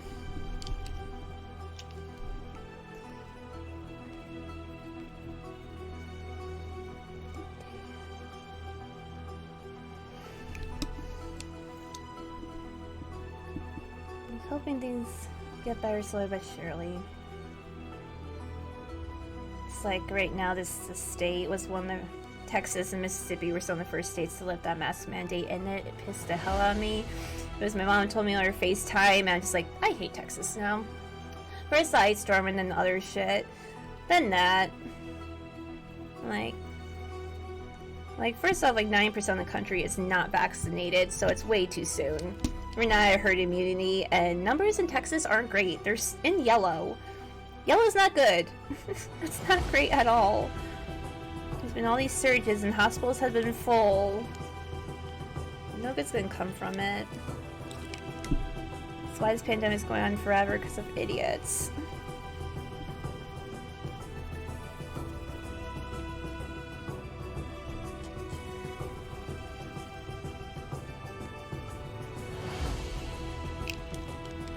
Oh, hey, Suki. What is up? Just jumped up on the drafting table. Hello! Zeke is sleeping at the drafting table. Chair.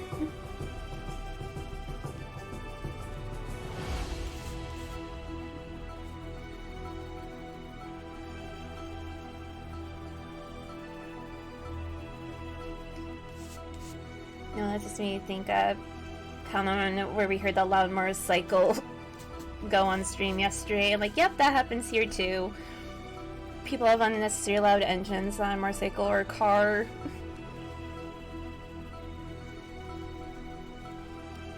I don't know how many sirens are always going off here too. Good old city life. It's like there's some highways here, it's like guaranteed during rush hour. There'd always be wrecks. It's pretty bad, but it's guaranteed every day. Like, y'all go the same route home and to work.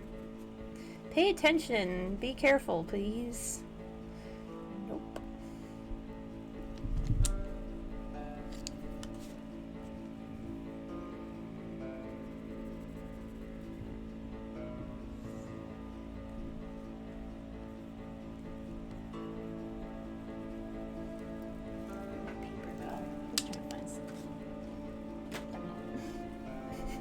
And I was thinking like, no, I just want a good old dad joke. I'm like, okay, pick me up. A little bit more positive here now. It's like where I liked where Sniper had said, let's think of happy trees. I'm like, yep, that's what I need to think of now. I vented though, and it's important to be able to though. I said bottling up's never good. People get things off the chest.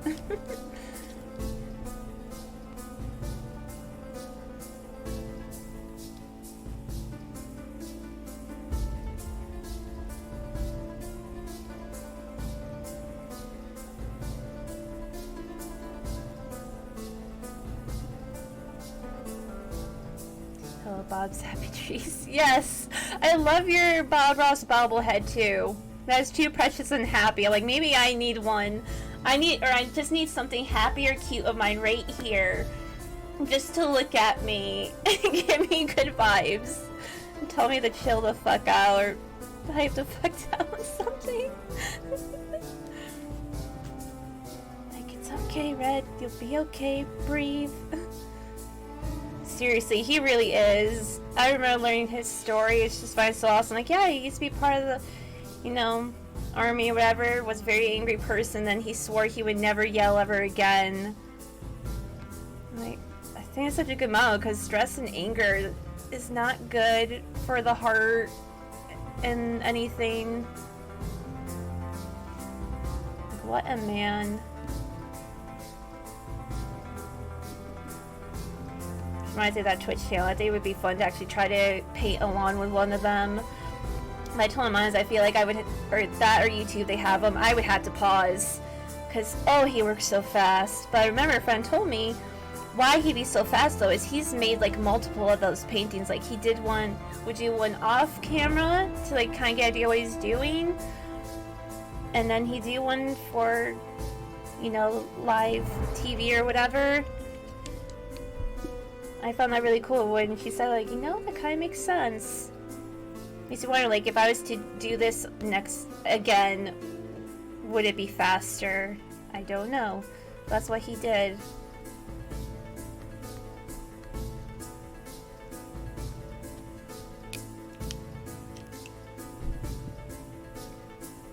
So yeah, this cute giant rabbit squishy that is looking at me on my drafting table like, maybe I need you. I can just squeeze you. Or I have like some squishmallows myself. God, Mom. My big one is a beaver. I remember it's really cheap at Kroger after whatever sale it was. Oh, may the force be with you. Good old Texas. Appreciate the lurk. That's something I'm going to do as well soon.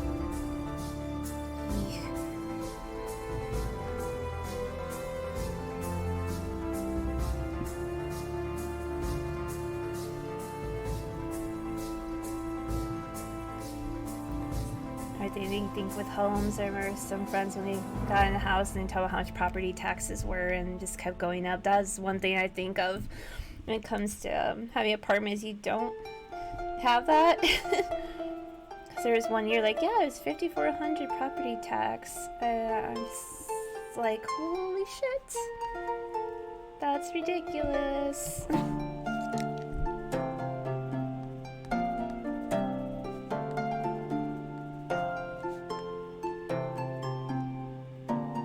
Right? I know, I always like pull out to last minute, or it'd actually been play years I have extended it. Because it just stresses me out so much. Yeah, I think for me, because I was pretty much like self-employed most of the time when I do these things, so I'd have to like go find all my expenses before doing it, and that takes some time.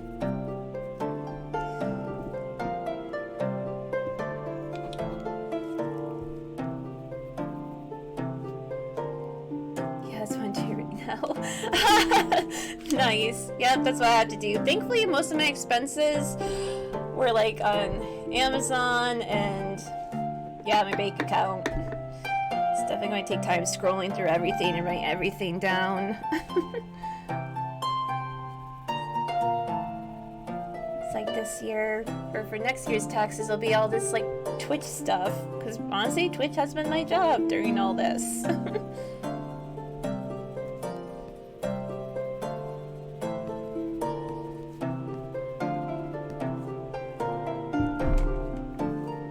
cute. Rally my table here, sweetie. Just jumped up on the dresser.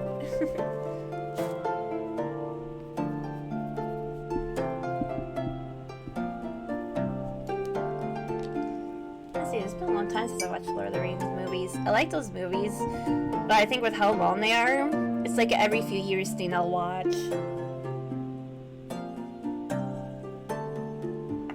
I loved Merry and Pippin, and I was an Aragorn fan.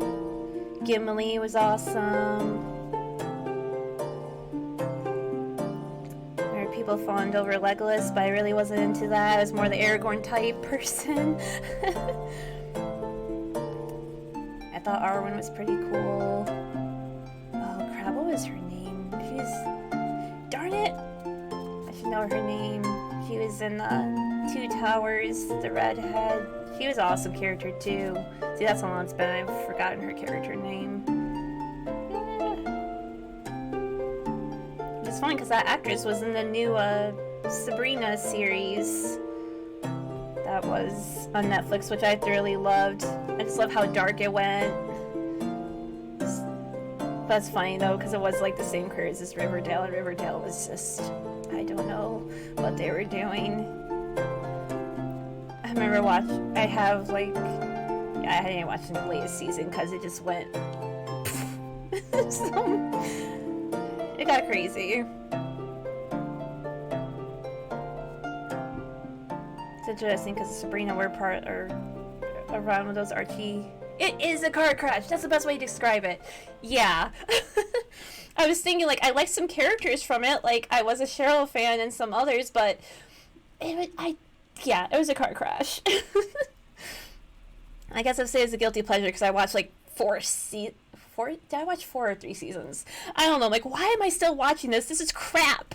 Why am I still watching this?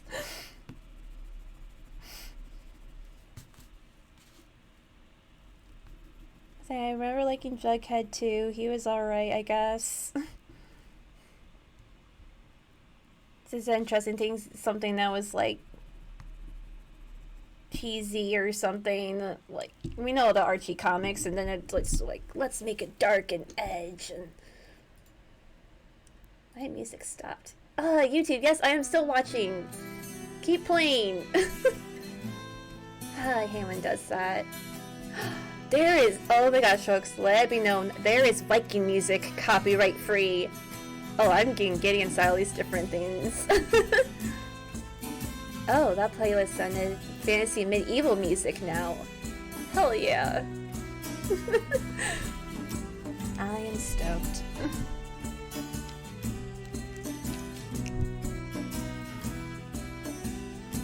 Yeah, Viking metal is pretty cool.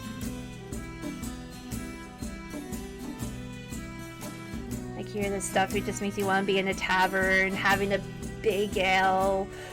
Oh yeah, that's something that happened in that Gamers movie. When they went in the tavern, he's like, "Oh, I want your finest dwarven ale," and they said, the bartender warns you that dwarven ale is not to be taken to the light of heart. We're saying most people can't handle it. They drink it, immediately go face down on the table.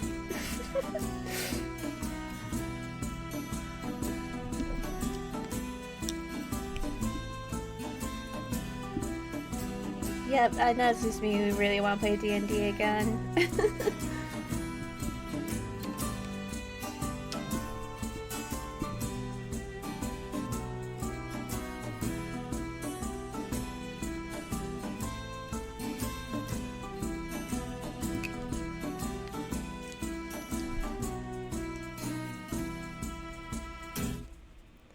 Also exciting thing I was doing last night, because now I've just been working on art, rewatching How I Met Your Mother.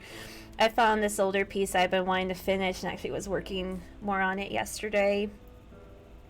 I'm definitely going to take a picture of myself, because it's been a while. I couldn't find my reference because it's been years of a hand wrapped around a arm. So I was like, I can't just draw hands from the top of my head. I am going to definitely have to look up a ref, but if anyone is curious, should be here. Kind of been too far because I just put on my drafting table. But I'll show this older piece. Like, this is from, I don't know how many years ago, but I just continue to work on this because, like, I just want to finish it. Yeah, just adding more food amongst the body, but I need a hand ref for the arm here. But yeah, it's been fun. So I was working on a new piece that kind of continues with that theme. Thank you! Yeah, it's been fun. Or we were talking about going back to older pieces. I remember you saying we should not be able to maybe go back to that mindset because it was so long ago, and for me I think it's pretty easy because that's like really hasn't changed in like what I like to draw. Maybe just like my skills with Prismas have improved and changed, so maybe I'll know some differences with color and shading, but right now I'm like I still like drawing that kind of content.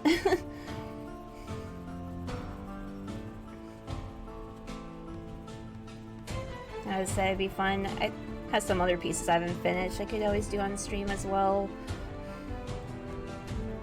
Like I was laughing, I did find some of my high school work that I took pictures of when I was up at home in New York. It's on my phone. I was thinking it might be fun to post some of it, like, look how far I've come. I found that I actually was kind of proud of myself just when I drawn in high school.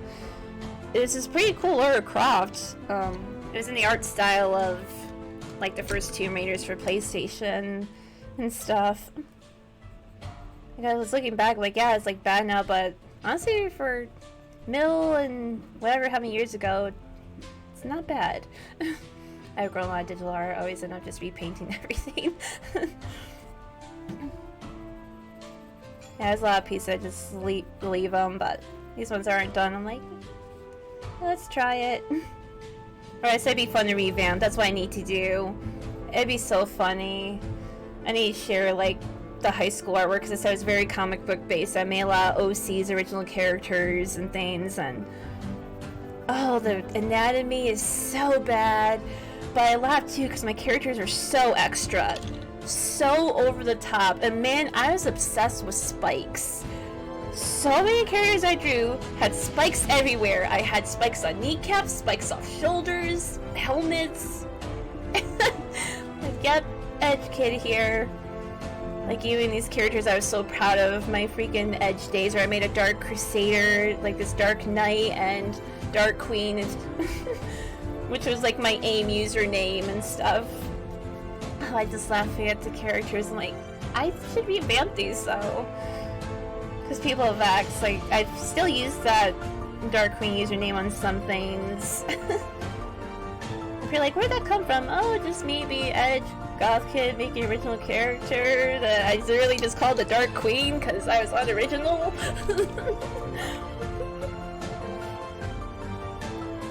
I remember I'd drawn her like a couple times. I drew her with this red dragon, and he had this glorious black stallion with like glowing yellow eyes, but the shield is so stupid. It's tempting to scroll on my phone and get that and see if I can show y'all. Just to see how far art has come. Oh my gosh. Yeah, I'd be like, yes, let's draw them in my improved style and shading. That would be cool. I think that's where people ask if you would ever like want to be a comic book. So like, no, I'm not fast enough. But I do appreciate and love them.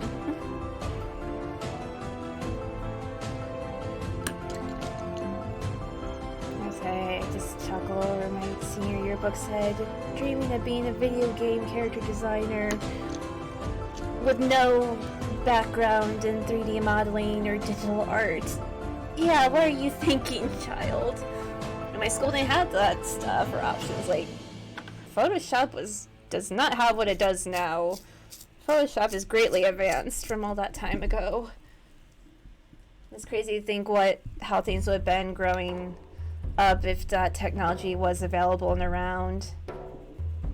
So now you think kids grow up what Photoshop or other programs or stuff are like now. Like, dang, they spoiled. I have no idea how good they got it.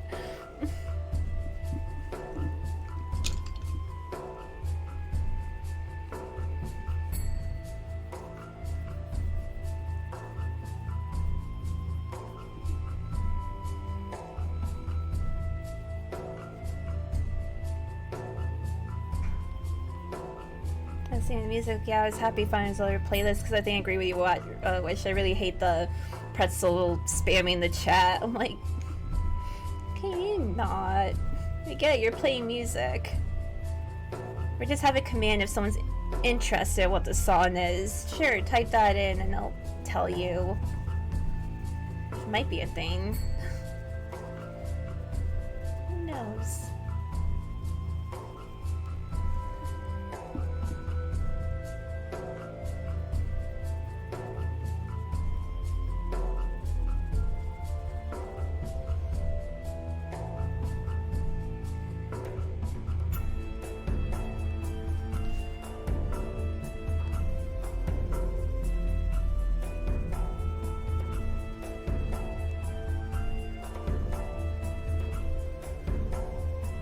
Twitch music player worked all right for me. Not great music for than chat spam. Yeah, I have to look into the Twitch music player. Is that just like an app on Streamlabs, or just something that actually on Twitch itself? Yeah, I remember looking up actually last night. I was just doing research on the kind of license you would need to be able to play, like, you know, bands and music you like. It was called a synchronization license. Because I just like wanted, just out of curiosity, see how much. I couldn't find a price, but I know it's called a synchronization license if you wanted to do that. Just the name sounded intense.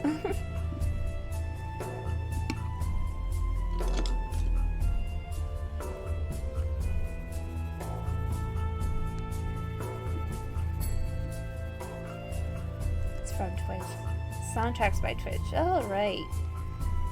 Good to know for more music options.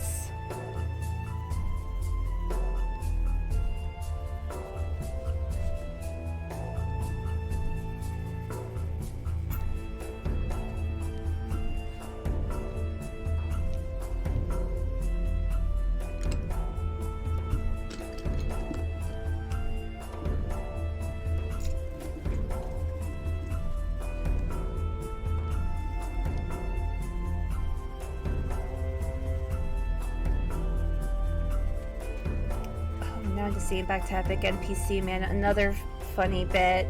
They had some videos with, there's this female character who is determined to find proper breastplate, because we all know how female armor is in games. The, you know, more risky it is, somehow it's powerful and blocks all these things, when in reality it would not. And she'd be bummed every time because she sees someone before her complete a quest and get this breastplate. She'd ask for it. Of course, it turns into, you know, a male bikini top, pretty much. Like, what is up with that? It's like, reminds me, there was this really good YouTuber, I forgot his name, but his passion, he knows about medieval times and weaponry.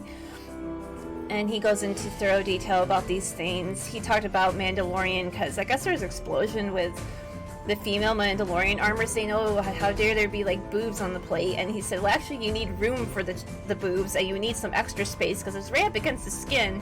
There's going to be friction and rub up against you, and you get stabbed, it just goes right through to that.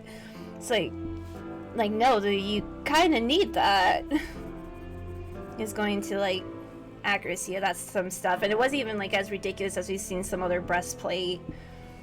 As I remember first hearing that, I'm like, didn't look that bad or to me as versus some other female armor out there.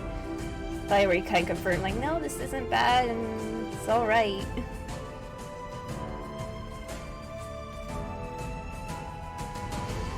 I liked where he reviewed some swords in video games, talk about their good design or not, and how he would change or improve some of them. One of the swords that upset him the most is actually the Master Sword from Zelda games. He talked about it was so weird how some things were positioned with the handle and things like that. And he made like 3 different designs of how you would make it more of a functional, proper sword. And things like that. Yeah, he likes the universes, he just makes them more like historically, I guess, accurate.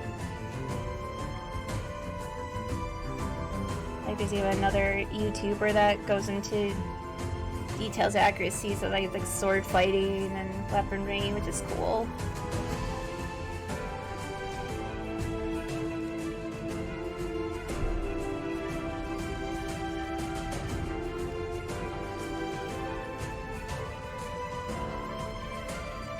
We didn't even like discuss dual wielding, how actually difficult that is, with how heavy a lot of weapons were back in the day.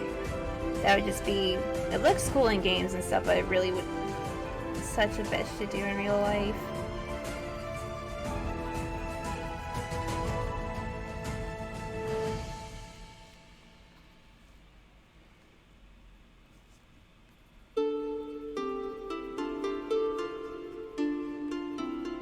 Imagine just another YouTuber with fun stuff like that, because you gotta love history, things like that. Like, you know, we like all these video games and worlds. There's another one that actually will make old recipes. He'll research and find old recipes from way back and then make them and give his thoughts on them and try them. Man, there's some crazy stuff.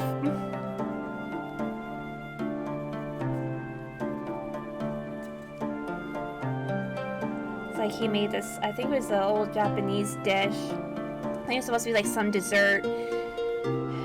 Some sticky rice of a sort, but it was really chewy. All the things he had added in it. Kind of funny clip, like, yeah, being exaggerated, like 50 minutes later, still chewing on this sticky rice dish.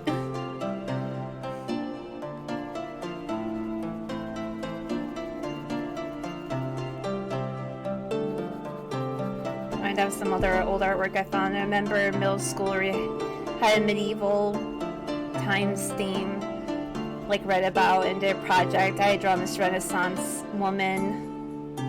Man, the sunset I drawn was absolutely horrendous, but the drawing's not too bad for a middle schooler where I was looking at it. That, and I had drawn Queen Amidala. It's funny because like I do not like the prequels, but when I saw her outfits, that's what I was drawn to. I thought they were so cool and how they had all these different cultures mixed in with them, and I loved the colors. Probably one thing that I liked. If I had to pick about some of the prequels. Yeah, that'd be funny. I think I need to do that. Just be humble and vulnerable. Just post some of my old artwork. Like, look how far I've come, people. Just to show, like, yeah, we all start somewhere and just keep at it and you'll get there.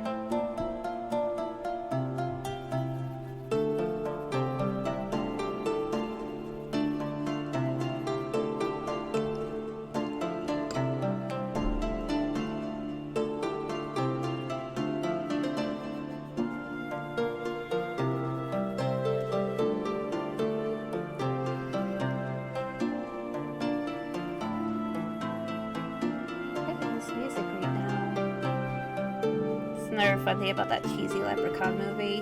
When it comes time to feed the fur babies, I'll pull that out quickly. Just to show it.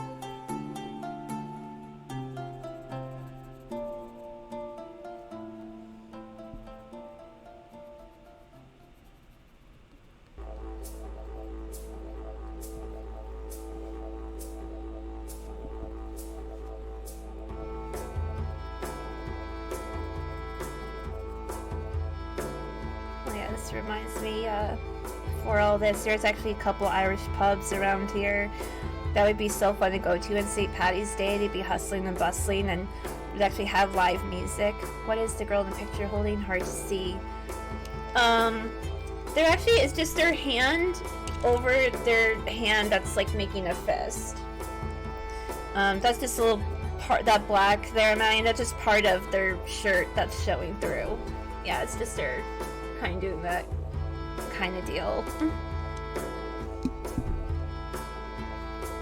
But if you see all these other designs, it's like roughly sketched out some of their tattoos. That'll probably be one of the last things I will work on with this. That's going to take a lot of focus. very sharp pencils too for that.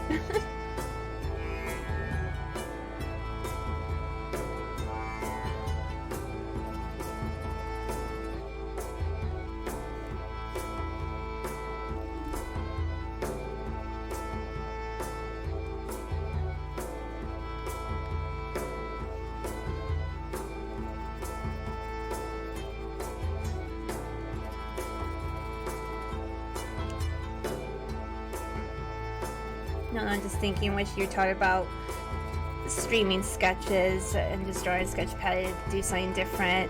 Maybe I came across a meme or funny thing on Twitter yesterday. They were talking about artists saying something is a sketch when honestly just this full-fledged masterpiece thing finished.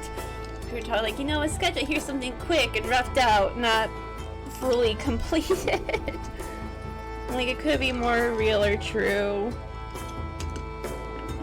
I think it's been rare for me to actually just sketch, because I always I like colors, so I just like when drawing something, we'd even color it out. It'd be hard just to leave it as is. I think last time I sketched, honestly, was really for just, Inktober, honestly. Yeah, as soon as there's a whole conversation about it going on online, I'm like, could it be more real? Because I say, yeah, just give you a quick sketch, and yeah, it's full. Like, no, that's not a sketch. It's a full-fledged piece. I think my last sketches are in school where I was bored in a class, all the doodles I had. Like, those are full sketches. I have a problem just being able to sketch. Like, no, I want to make a full piece.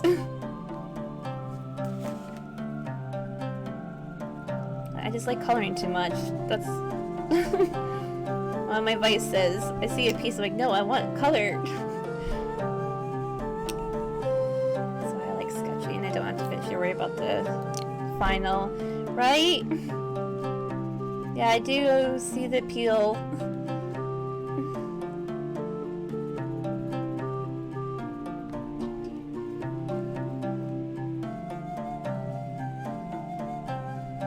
Kitties, pretty soon it'll be time for your dinner. So this weird earlier schedule foof. That was another thing that probably got to me, is I had woke up a little earlier than usual. I definitely felt exhausted at first. Like, why did I get up when I woke up? I should have just slept a little more, but no, I'm okay.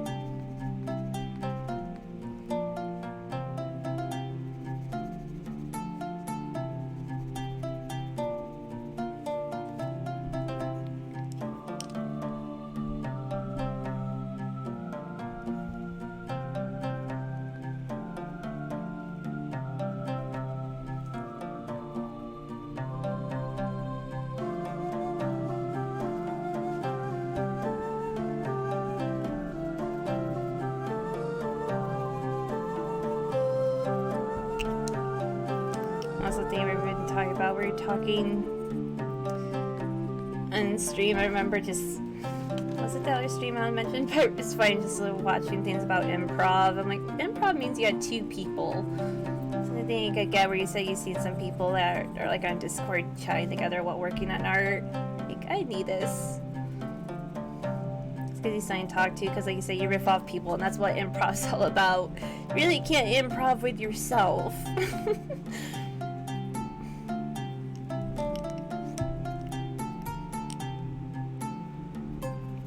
Improv yourself or act two different roles and characters. Oh, that'd be interesting. One-man show.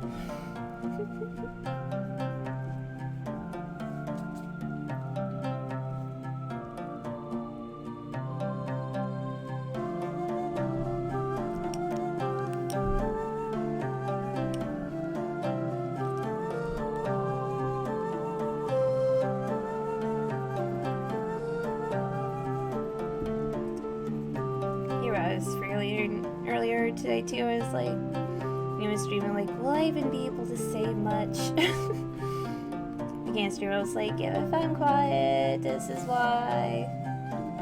I was feeling like crap.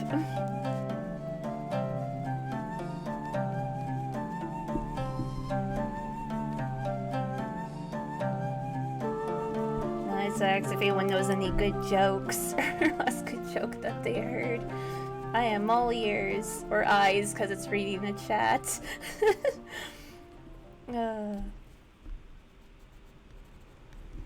So I was laughing at one of the improv videos I watched. They were talking about people as grown because of dad jokes. They're like, yeah, it's more funny to the person that tells it. I'm like, no, some other people will laugh at those. I don't understand the hate on them. Make me laugh.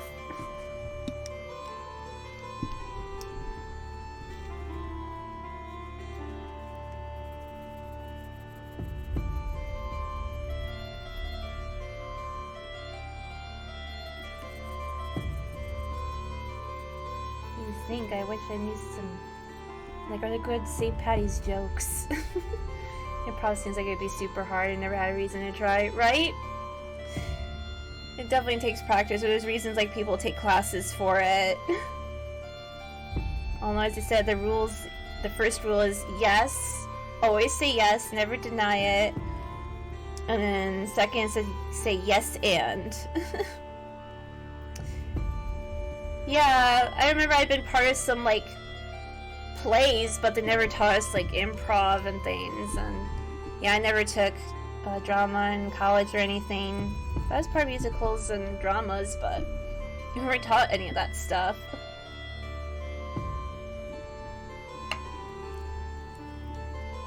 As your parents said, if you say, someone, for example, says, I have a gun, and you go, no, you don't, that's, like, completely killing the skit and stuff. It's like, no, you accept it and go with it.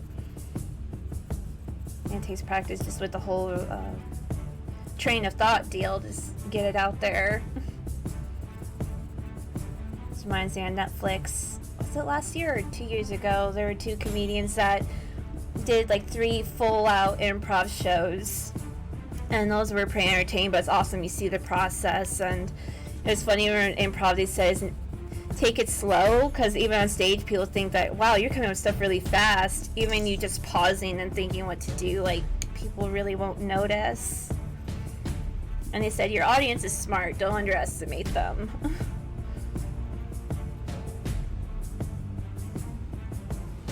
Yeah, improv definitely seems difficult.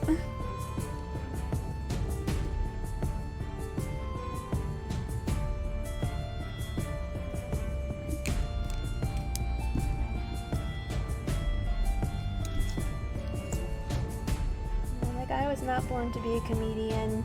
Like, I have fun with friends that laugh there, but I was never the witty one or funny one like they say.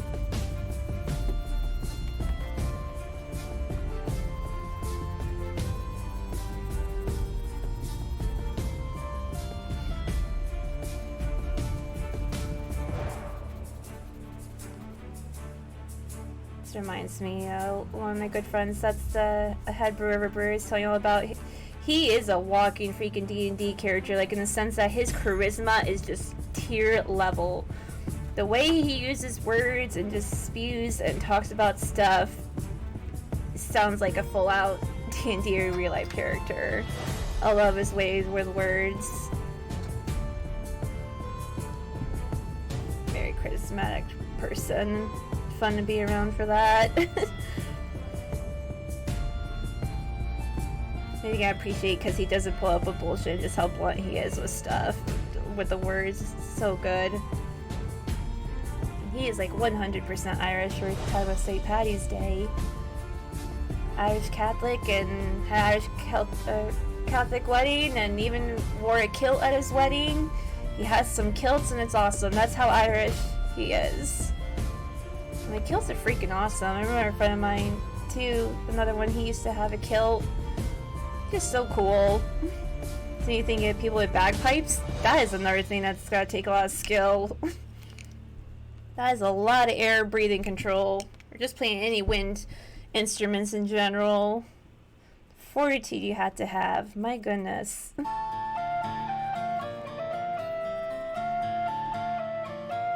Having me kilts more of a thing because I think they're pretty awesome.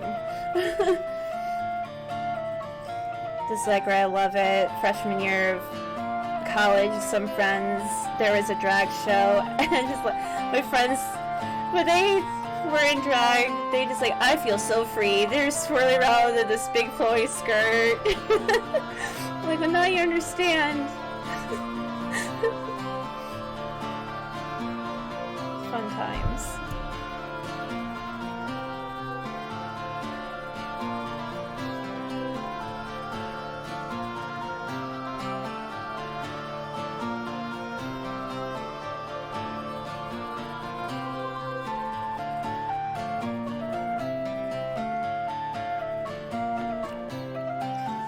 Oh, also, today Twitch almost gave me a freaking heart attack, because when I first went to like check my analytics, it said this big banner saying congratulations, something. And I was thinking it was going to say you reached affiliate, and I like don't hype me up, Twitch. It's just more like, oh, you built your community, you reached, you know, your 50 follower goal.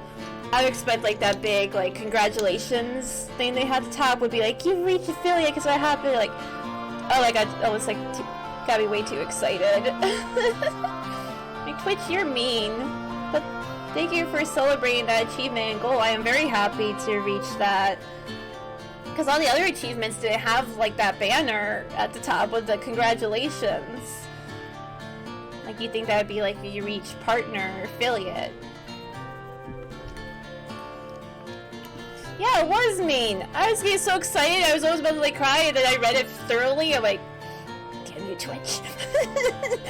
Don't say congratulations big letters until it's actually that.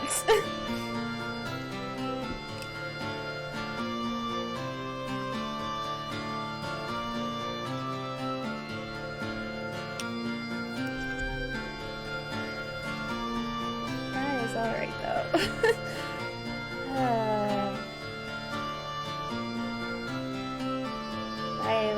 I keep saying that, I'll say it again. I thank everyone for the support, and to all my regulars, you guys are awesome.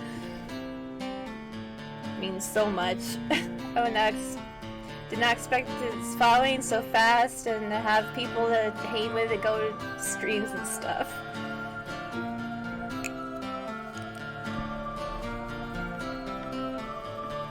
It reminds me when I was on FaceTime with my mom the other day, or yesterday, I was talking like, since I've been doing Twitch, it's probably honestly like first time in a long time I've actually been proud of myself.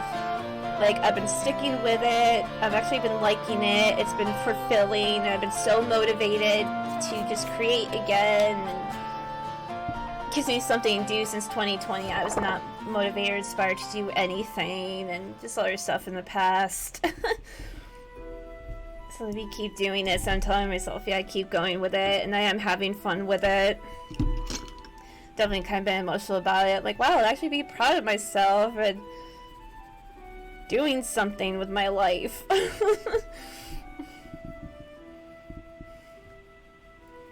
So I feel like it gives me like some purpose or something to do. Like, yes, keep creating.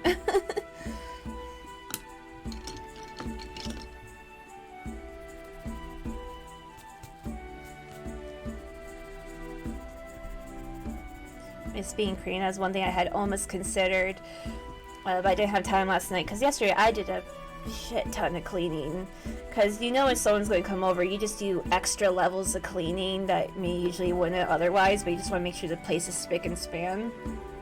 By the time I thought, no, I should draw like some women's, you know, St. Patrick's Day themed with awesome Irish food and Reuben sandwiches and shamrock donuts, which I found online, and these fun things. Like, just go all out or all in with St. Patty's Day theme. But nope. But I still want to draw it. Like, yeah, make it a tavern lady or something. I don't know. I remember I used to have this shirt from Hot Topic years ago. It was a St. Patty's Day fairy. Flowing red hair and really cool getup with shamrocks.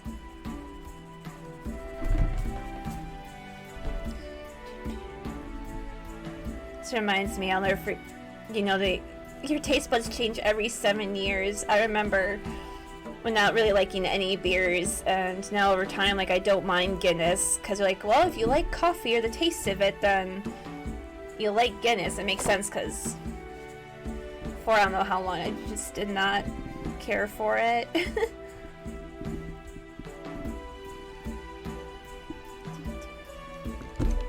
Because I know when I would used to go to the Irish pub with my friend, she'd always get Guinness because it was cheap, and I just have like one drink of a sort. Usually something with a whiskey, because I like that. Shaking in paper because I'm having all these little pieces of Prismacolor on it.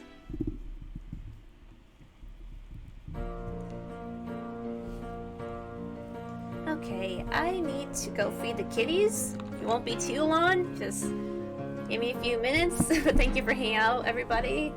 Oh yeah, I'll be back in a few.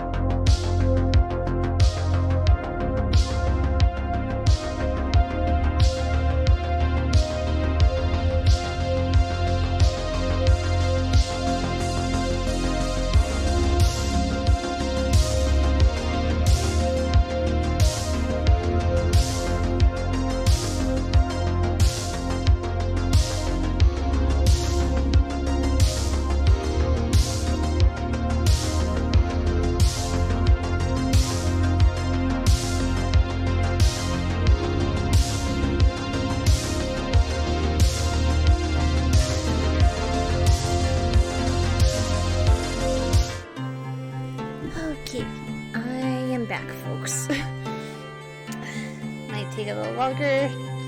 But fed kitties, I needed a restroom, grab more water. And also, I remember before I forgot, this is that cheesy Hallmark movie I was talking about.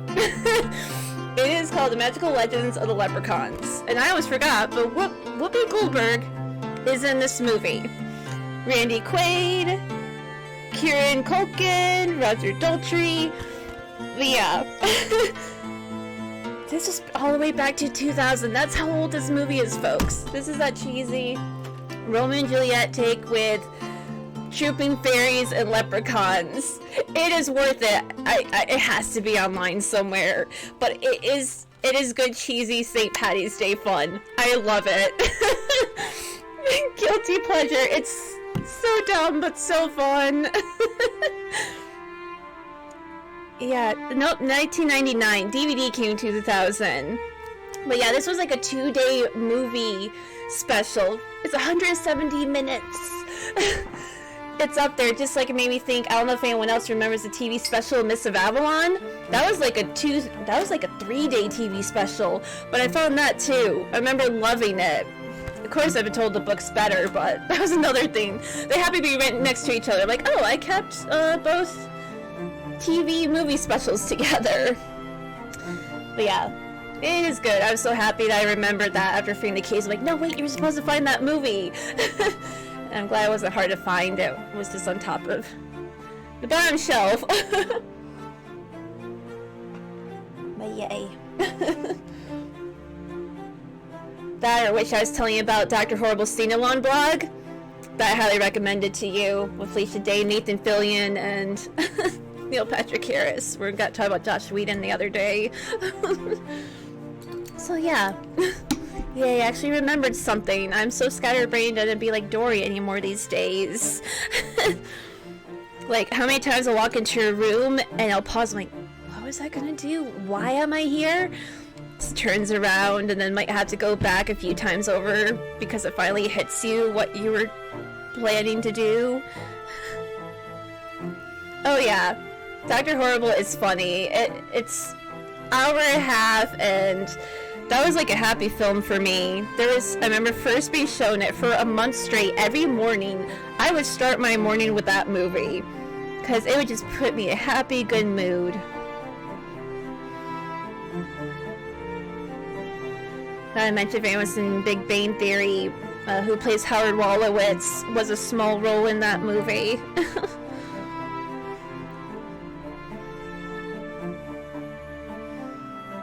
Yeah, good times. Because I remember, yeah, that Leprechaun and Miss of Avalon we had recorded on VHSs. Like, that's how long ago this stuff was. 1999, good grief. So yeah, that CG is top-notch. Hallmark film budget.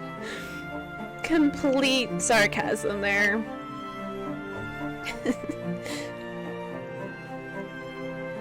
Good cheesy fun. It's funny because you hear some actors being some of these things like, was this like a charity project for them, or were they that desperate to pay the bills with some of the stuff they've done? Now I'm getting more excited for that with Reuben sandwiches. Yum yum yum yum. I do like sauerkraut too. Weirdo. I remember my mom, when being up there growing up, we'd have cabbage and carrots and all that good stuff. It's pretty much what sauerkraut is shredded up. Don't forget whiskey. Nope, it is here staring at me for later. Of course, growing up, I did not have the whiskey because I actually was one of those people that properly waited till I was 21 to drink. Yeah, call me a weeb or whatever, but I was one of those people. I just didn't hang out with the party type. I hung out with nerds. We didn't drink. We just played D&D and maybe had pizza or something. Or maybe some other, like, junk food. It's just like, it's funny. I remember whiskey was the thing I did not like until, you know, your taste buds change. It wasn't until, Maybe seriously Jessica Jones just kind of inspired me. I'm like, yeah, let's try some whiskeys. I'm like, oh, I like whiskey now. I'm a whiskey person.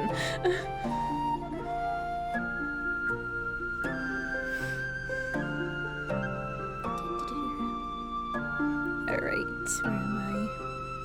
Oh yeah, I was working on the hand.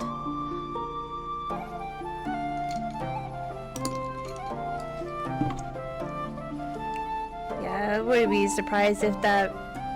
I feel like that Leprechaun movie, if anyone has Prime, it would be on. Maybe it's even on YouTube. I feel like I've seen it on YouTube before. But yeah.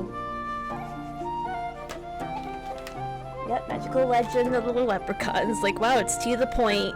You definitely know what you're gonna get when you see the title of that. There's no questions.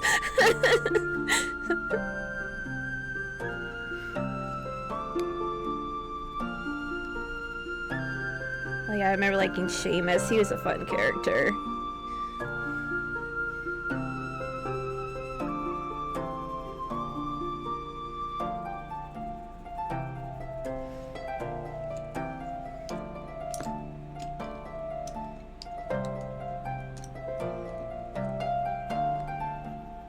That's right, now they get TV special things like, yeah, you're recording VHS. Are there even things like that now? I was like, no, we just have Netflix and Prime and all these streaming services where we just binge watch stuff. Or some of them do have a, like, WandaVision and Mandalorian. We have to wait once a week.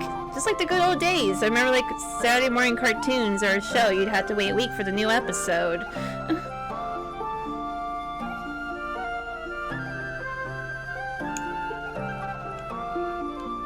Yeah, even Crunchyroll like keeps up on the anime. There's some like, yeah, the new ones, you gotta wait the next week. They just builds that anticipation and keeps you coming back to it though. He's like, I gotta see what happens next! Or how dare you end it on that note?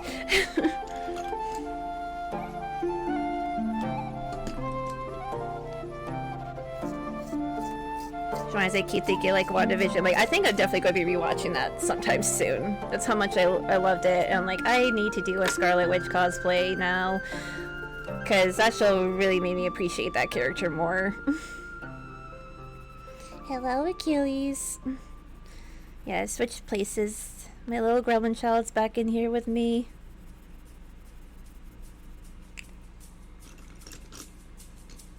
But that's why I thought like rewatching again too, since we keep talking about gremlins. Like, I don't care if it's not Christmas. you could twist it being St. Patty's, right? It's little green men. Achilles! Oh, I think he's gonna lay in the drafting table chair. I won't bother him then. Because my luck, I'm going to show him to viewers and then he's going to sit on my artwork. Like, he's been doing that a lot. I think sometimes that's what he's trying to tell me, that I need to stop. Hops on and looks at me. I think he did it last night, and when I looked, like I was surprised to see what time it was. I'm like, yeah, you're right, bud. I should get ready for bed. Thank you. Appreciate the concern. Well, I mean, it wasn't too late, but it was like, okay, 10:30, and I like to wind down and stuff. Sounds like thinking daylight savings. I told myself, like, honestly, this is an hour ahead. Always takes a little adjusting. So many times I just wish it wasn't a thing anymore. Like, I know Arizona doesn't do daylight savings. And technology has advanced so much, like for farmers now, there are tractors you can program to go around the field without them being there, and they have lights and things.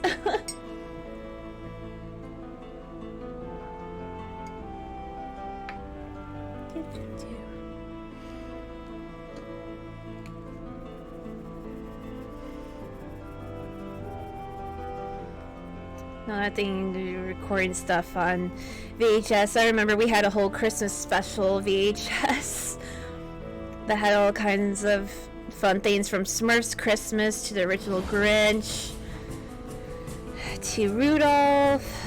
And this is one that I can't even find a DVD of anymore. It was a claymation that like no one ever talks about. It was like pretty much like the legend of Santa Claus. Like, it was very fantasy based, and his origin story, there was like this panther thing and just some weird bizarre creatures in that. And Couldn't find it for the life of me.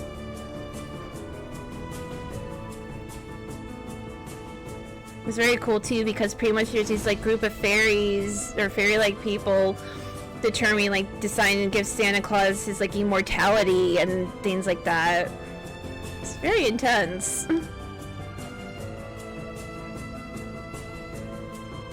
Now I had to tell the younger crowds what a cassette was, a VHS, what landlines were, and dial-up.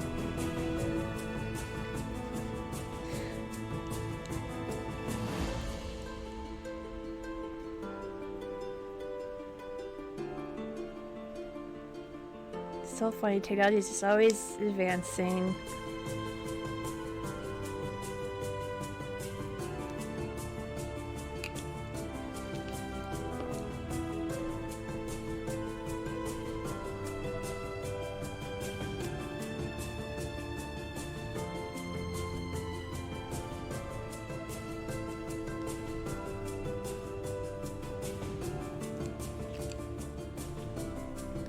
And it's a picture like, yeah, when we're all older, just hear your grandkids. Just go, yeah, whatever, grandma. Although, yeah, back when I was your age, discussions. Which is so funny, that stereotype, because honestly, like, my grandparents have never talked like that, ever. I mean, to this day, they don't even have smartphones. They use just, those track phones are still around. Like when you pay for your minutes with a card and foof. Because they see no need for it. Like, they're not internet people. They've never used it. Never had to. So it makes you think, I think my grandfather would not understand people having anxiety using the phone and using it for the phone purposes. It's funny, because what was I watching or listening to? But they're talking about, you know, landline phones. You call your friends up, and you didn't know who was going to answer, because the whole family used that phone and lived there. Like, you don't know if it was going to be the mom or dad or sibling, nothing. But you still made those calls, and now, just with smartphones, like, you know exactly who you're calling, and some reasons gives us anxiety. That is the thing, there's just some phone calls you just don't want to make. They're just really stressful.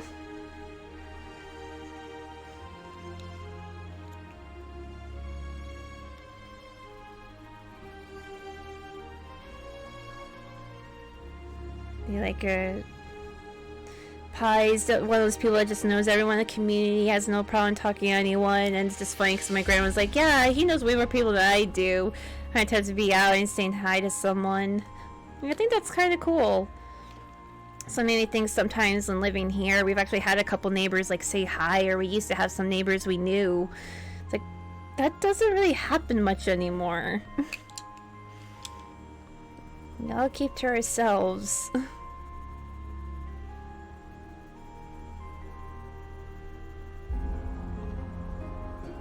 I can understand why though.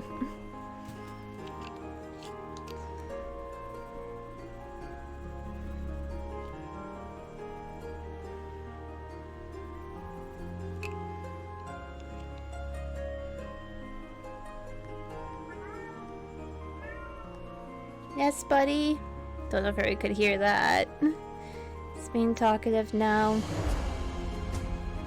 It's like there's this one song on the new Epica album. He said it's his theme song whenever letting him out. Because they had this whole lyric or part saying true freedom. All we really want is freedom. And just how episodic it is. Like, yep, this is Achilles' theme song. Yeah, he is the talkative one. Loud.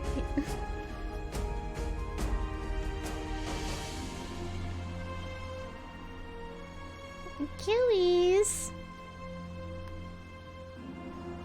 Buddy. Like, you had a lot of out time, now the other kitties need their out time.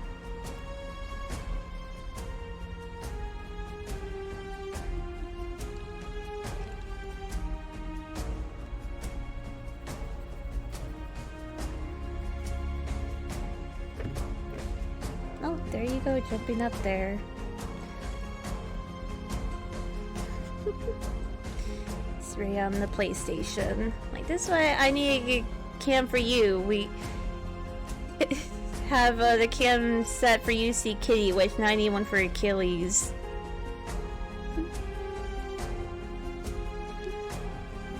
For baby cams, go. It's like, I need to make an Instagram account for you, bud.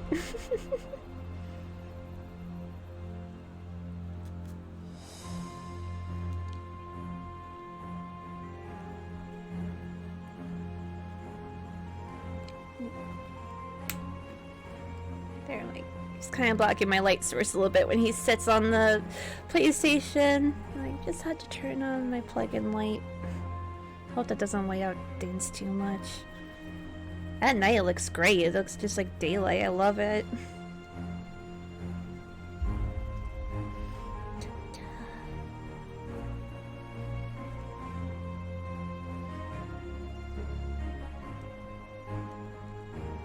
I'm listening to this too. I say like Viking metal is a thing, and also like folk metal.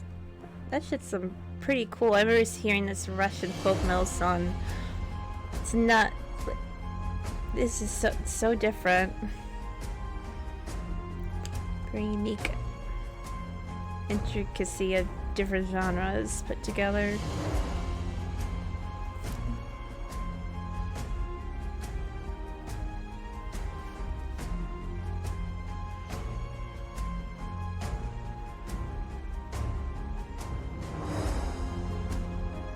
I remember learning there's a thing called redneck metal, no joke. This is a thing that exists.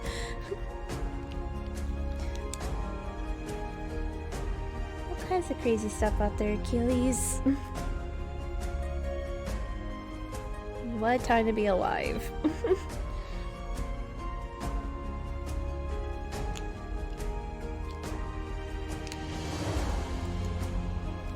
Okay, now he's moved. Oh, go off light. He went to the drafting tables. Like, I'm gonna use my natural light again.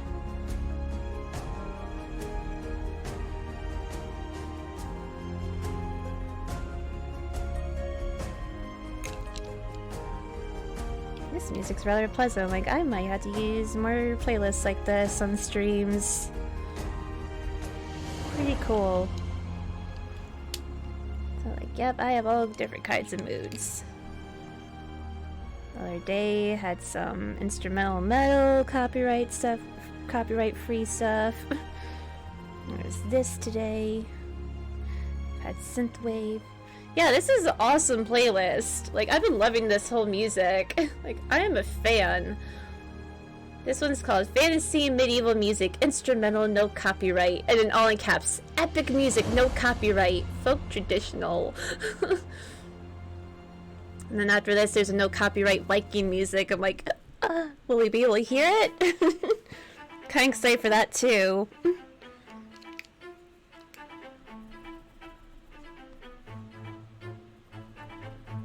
Oh, nice string instruments. Oh, that reminds me, speaking of St. Patty's and awesome Irish culture, I don't know if anyone's ever seen The Lord of the Dance. That was another thing I was huge fan of, and phenomenal soundtrack. It was all Irish step dancing, told a story, phenomenal music. I remember family had said I almost had the chance to like go see it too. I forgot where it was, or it ended up being like way more than they expected. But it was like Riverdance, but more like less boring. Riverdance bored me. I wasn't into that as much as the imagery and things going on with Lord of the Dance. Another fun thing to look into. You want to see some awesome dancers that tell you a story with music? I don't know. I feel like it has to be out there somewhere. And Sally, I remember some years ago seeing Groupon had apparently like they were doing the last show ever with the original dancer, the main guy. I was like, it is so expensive, and I don't know if it was around here. It's like, the dreams, because I was a kid, I loved it so much. I used to draw and sketch the dancers. One of my favorites was, there was a gypsy character. She had this big, black, poofy, gorgeous hair and awesome red dress, and her music was so sexy with this saxophone added to it. Oh, good times. So if anyone needs more St. Patty's, good Irish culture stuff, Lord of the Dance. Another talented thing. I don't know how people haven't lost their toes, because there's a lot of being on your ball points while dancing around. Stuff going on like that takes some fortitude.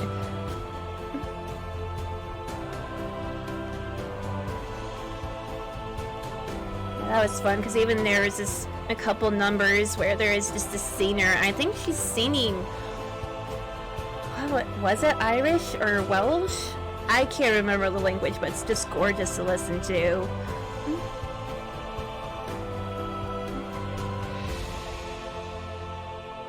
It's crazy, like Welsh is very different than Irish, and I don't think like Gaelic, so many different languages. Awesome.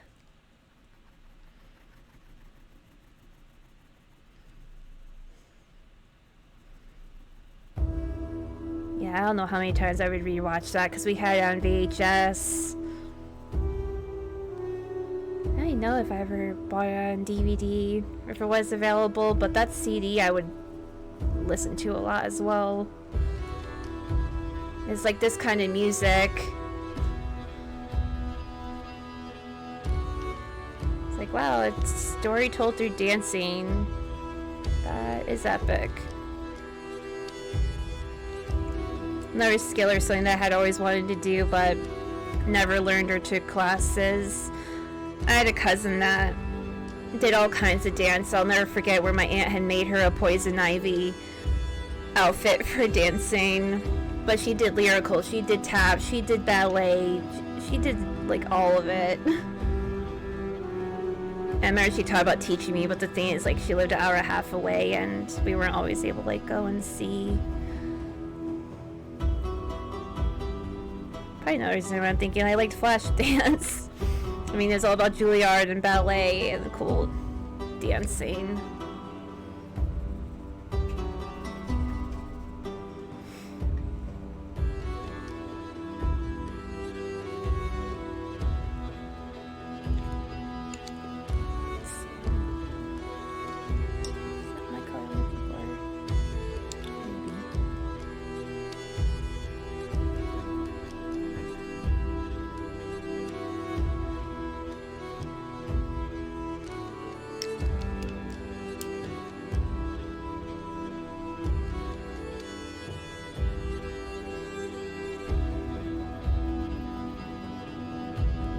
Instrument was another thing I had never done, except in like middle school, where we had a couple weeks to play an instrument, learn it, and then rotate around. I just remember the time came, like I just had no interest in it. Now thinking like maybe I should have taken up on that. But I remember like people picked their instruments, and whatever kind of was left is what you would use. Which is so crazy to think now, like with COVID, you're thinking like all these instruments that be used by how many different people, and obviously they clean them, but it just things you think about more when it comes to this stuff. It kind of makes you like a little cringe or disgusted, like, ooh, how many mouths have been on this trumpet? I don't want to think about that.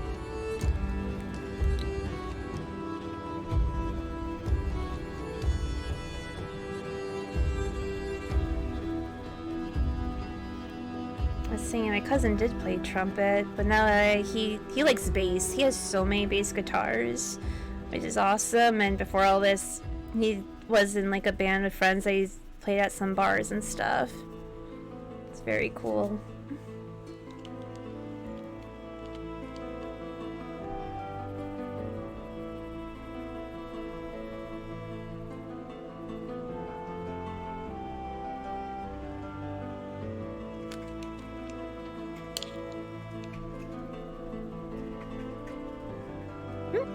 Achilles, he's reacting, there's some wind blowing around and there's just some leaves moving, and he's just jerking his head back and forth at them, watching them.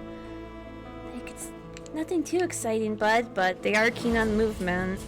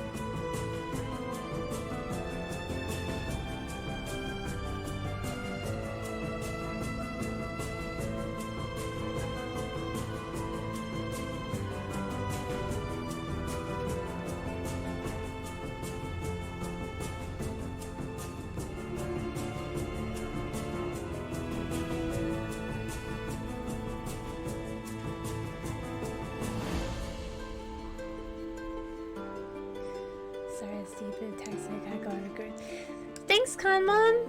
Yeah, good luck with those taxes. Thank you so much for hanging out. I appreciate it. Happy St. Patty's Day. Love. Have a good evening. Love to you and Condad.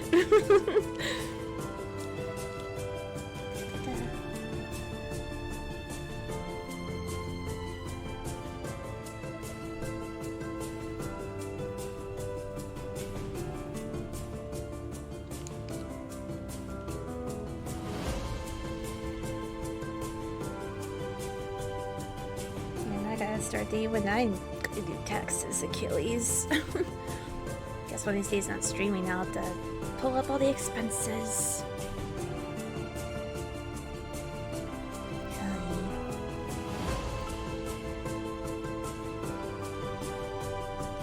Not so fun adulting things. Definitely time consuming. Oh, thank you, Wish. Yay.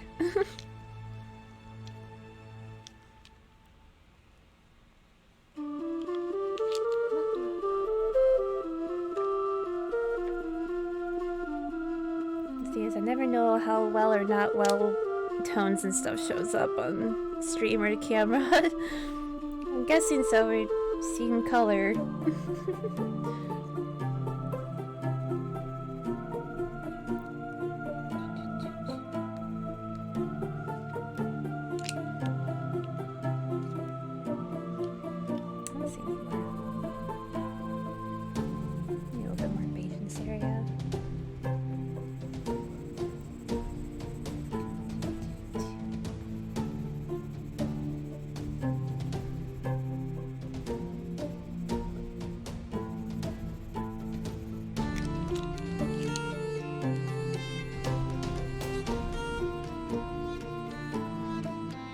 My head is Irish culture and stuff. I'm like, too bad there's really no. I don't know if there's any Irish video games out there, or some cheesy leprechaun thing. I'm just thinking all the niche or other indie games out there. Like, there's gotta be one, right? Like, maybe I just hop on Steam, type in St. Patty's Day or leprechauns, and see what comes up.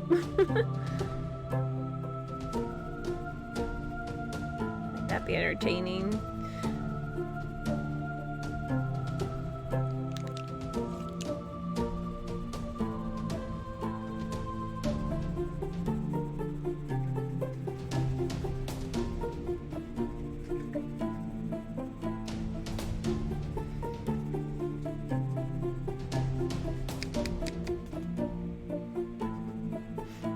Achilles, you're really focused on those leaves. Which, of course, last night when we had some thunderstorms, it seems anytime that there's going to be thunderstorms here, it's just guaranteed the power will go out. And of course it did a little bit at night. And since I sleep with white noise and a fan, it goes off immediately like you wake up. Like, oh my gosh. Thankfully it wasn't too long though, but it's so annoying. I don't know what it is with this area that does that. Like, should be guaranteed to have the power go off when a little bit of higher winds or a little bit thunder comes rolling in.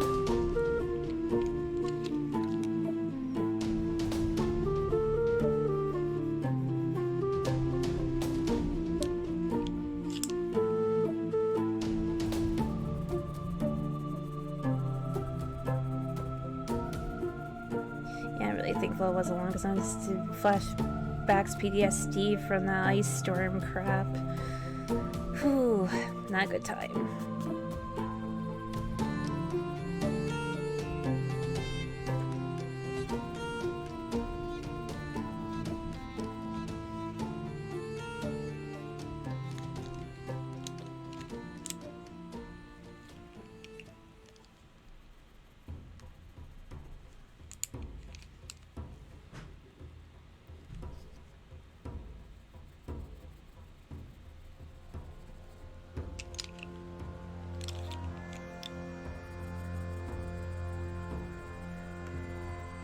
It's also just listening to this music makes you feel like I'm on the cliffs by some high cliffs above some water or just in some deep woods.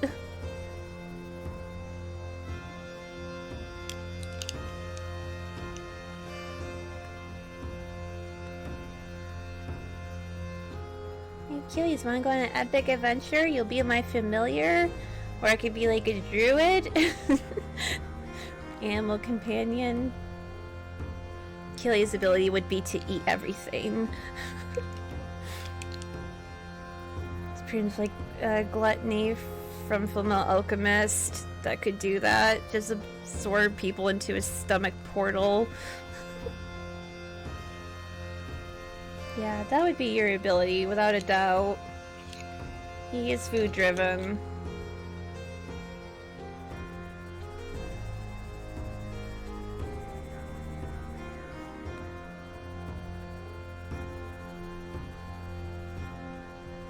No, not just favorite D&D campaigns and Filmir's animal companions.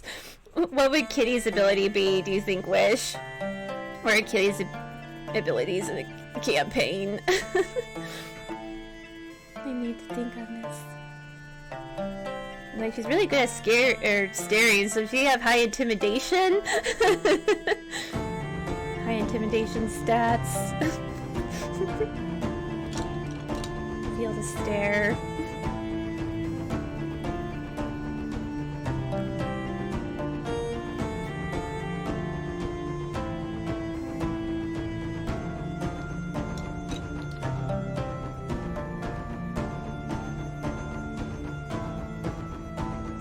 People's souls eat soft food. Yeah, there you go. Maybe she weakens the people when she stares into their souls, or can steal their souls just after staring at them. Sounds like an OP ability to me. Being adorable. Yes. Fall for the cuteness, people. Yeah, we'll distract enemies with their cuteness. And then you make them move and attack. Yeah, Zeke would not be in campaign. My poor fragile boy, he'd just be the one hiding all the time. You're like, what adventure? No, I'm staying in this home forever. I think Sugi would be a rogue. Has that attitude.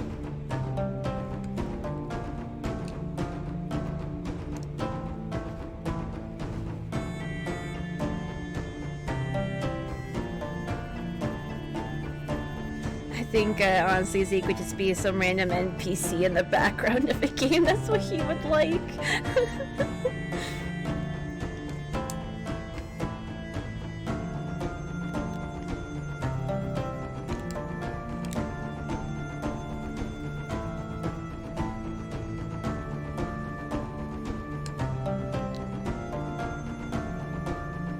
Yep, they have all their own quirks.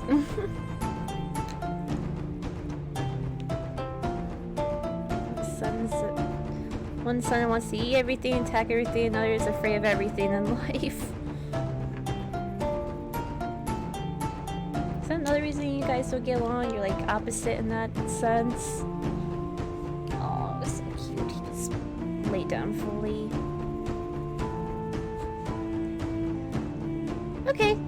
yeah, that's fine. I appreciate the lurk. Yeah, get some food. No, I'm getting hungry, thinking of the food I'll be having later.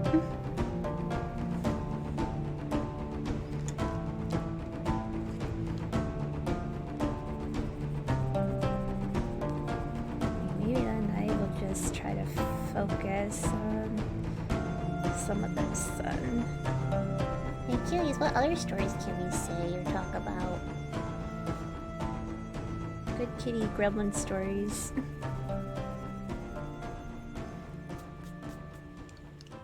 Like, I can't believe you're one of the kitties that developed the habit of knocking stuff over in front of me. Reminds me again when I was on my break. The mic fell off again, even though it's mounted. I'm going to figure that out.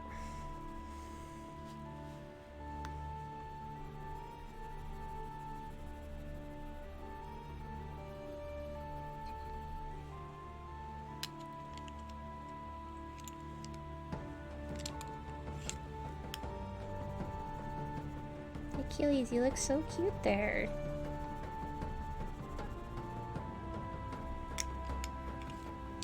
I'm also like very much looking forward to tomorrow. Tomorrow's gonna be fun. Exciting. It's blowing off the Prismacolor remnants.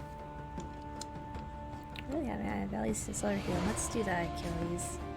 Let's have it up in the camera. That might be nice.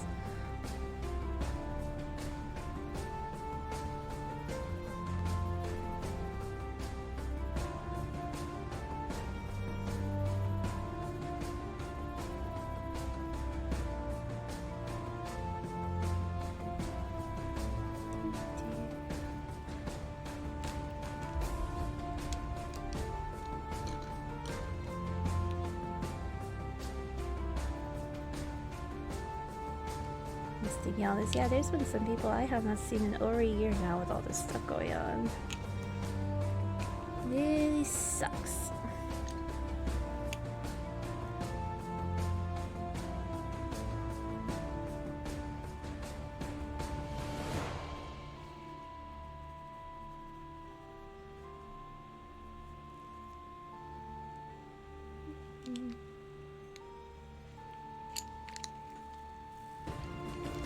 I just wondering, like, who came up with some of the terms for things with Twitch? I remember first hearing bits. I'm like, bits? What are bits?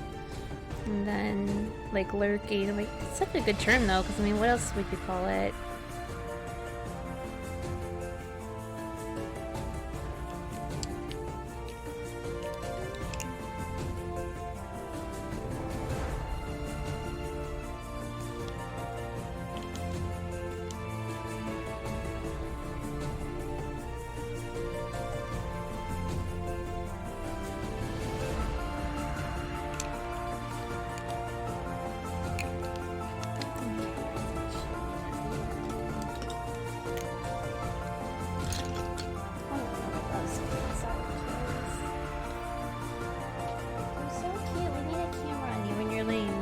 Seriously, dude.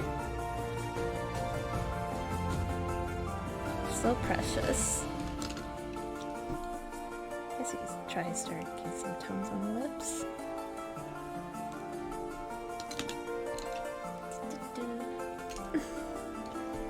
I'm laughing because I just got a message that said, make sure you have some green on today. Like, oh, I do.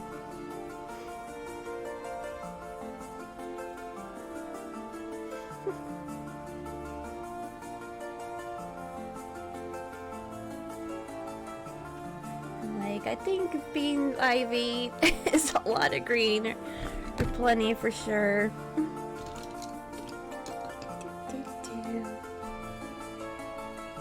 Yeah, I think I got the green going. Green eye makeup, corset, clovers, hats. We got it all, Achilles.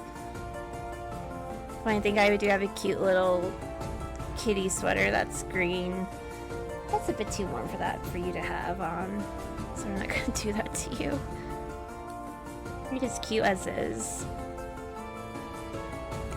Like, you have permission not to be wearing green.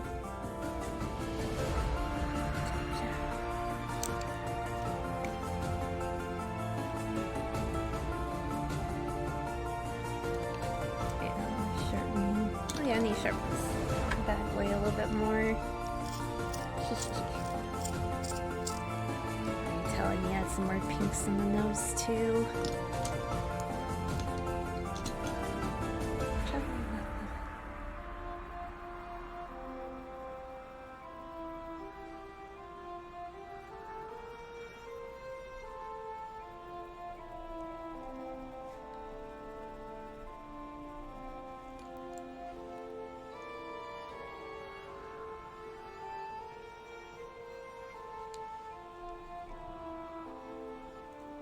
Oh, buddy, you're so precious.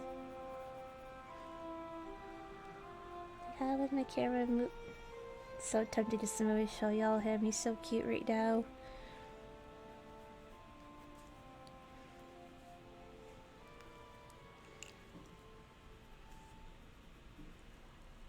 Happy kitty, sleepy kitty, purr, purr, purr.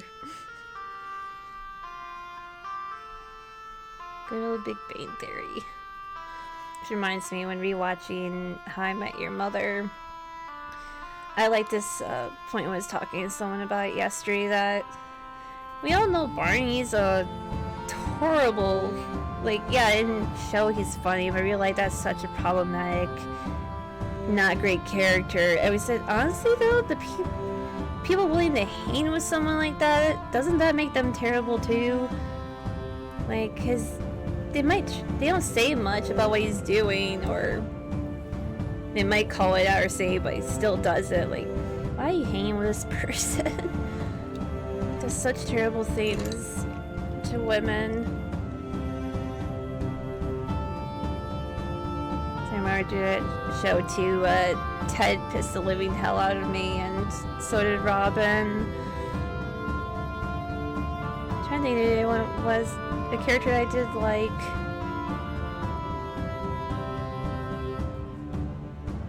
Gunlow Marshall was kind of cool. If I had to pick a couple, I'm like, yeah, I like Lillian Marshall, but of course they ended up having her choose like what one doesn't. That was one, if everyone hasn't seen it, don't see the last season. It was horrible.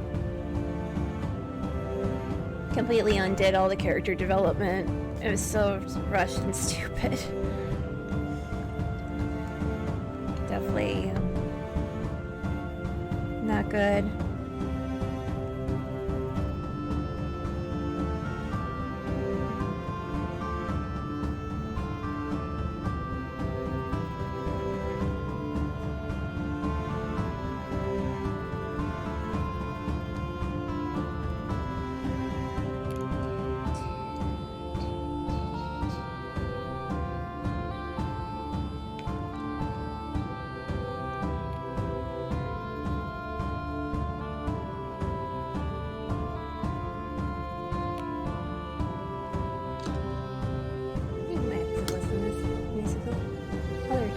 Now, Achilles. I'm loving it.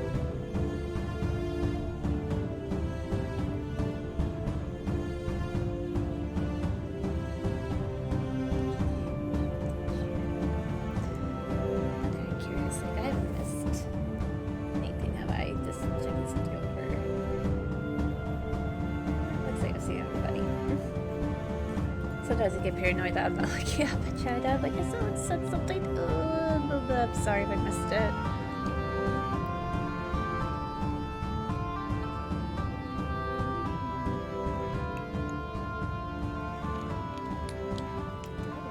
Love shade of some sort.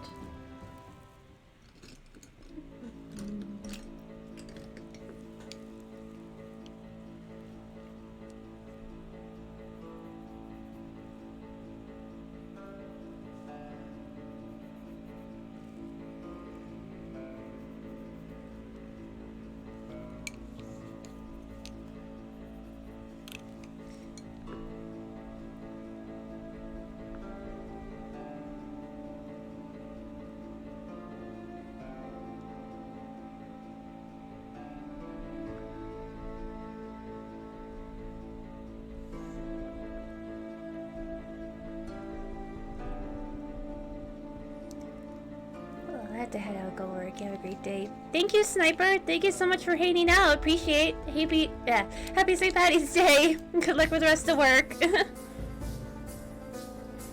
Yeah, I appreciate it. You're awesome, Sniper.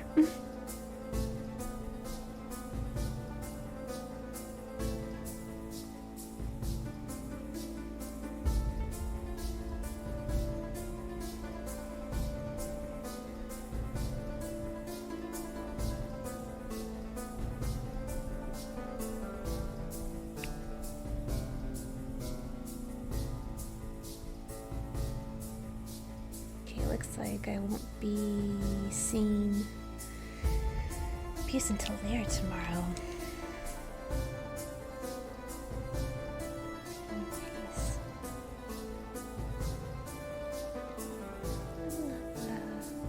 Alright, let's go back to my ref here. Yes, I know my storage is full. I desperately need to clean up my phone on my computer. Be bad about that. I save lots of images. It just fills up. I love collecting fan art, things like that. That or lots of pictures of fur babies.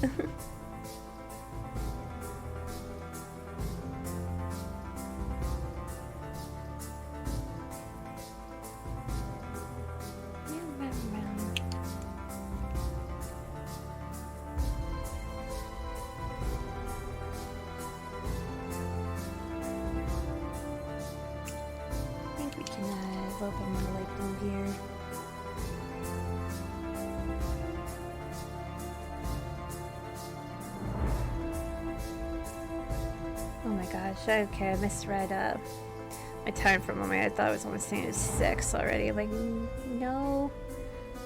Don't get ahead of yourself.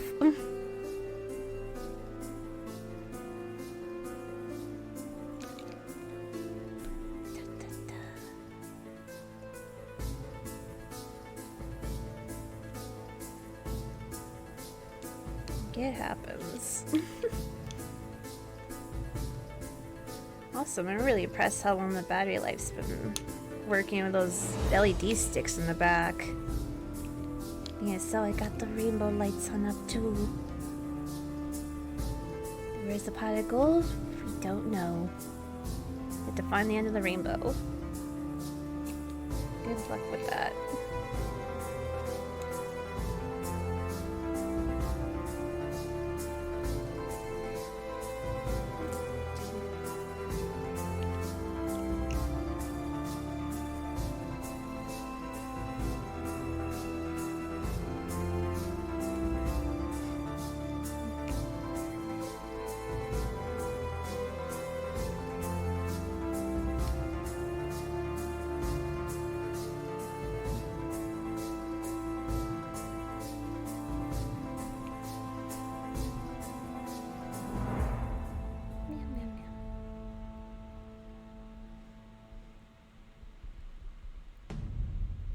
Sorry, just had some important messages to get back to.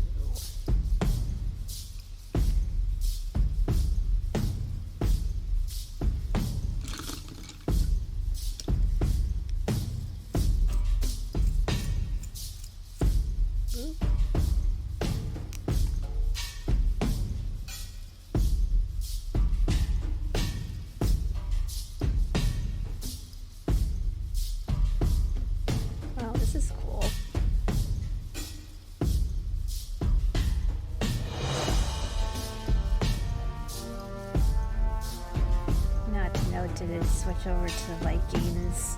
You never know. Are we in Vikingville? We are. I knew it. I could tell by the sounds of those drums. Like, this has to be Vikings. Hell yeah.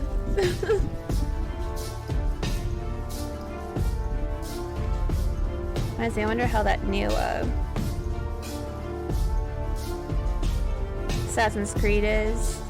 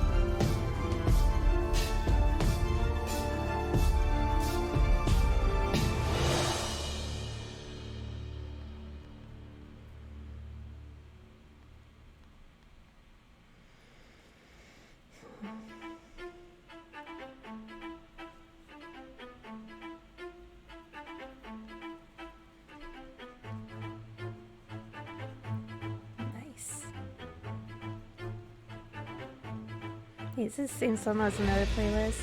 Oh no, those string instruments will give you the same vibes.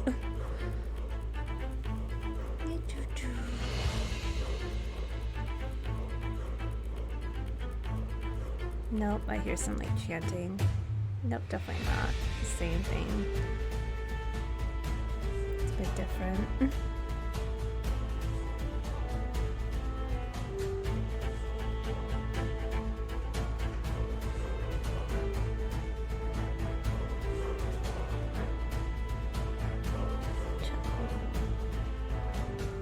Yes, moving along decently well.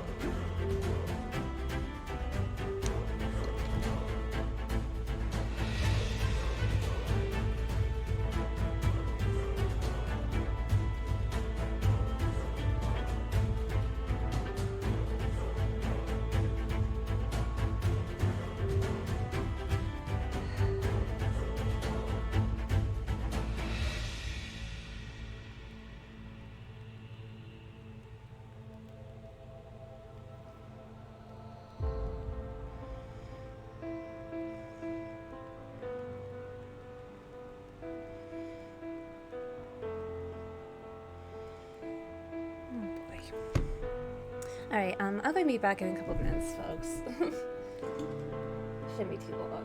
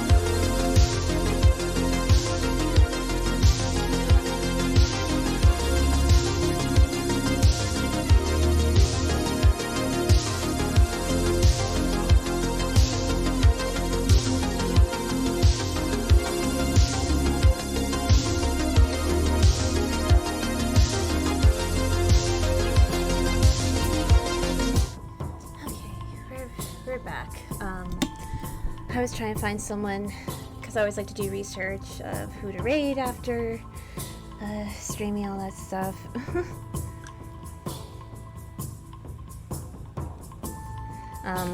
You know what, folks? I might have to unstream early. I have a serious discussion to have with someone. But happy St. Patty's Day. I'll be here Friday for spooky games. It's been fun. Thank you for hanging out, everyone. Hope things are going well. I'm gonna have food. But yeah, I'm going to head ending soon. But yeah, sorry something really came up. Thank you, Wish. I appreciate it. But yeah, I had to go. But have a good night, everyone.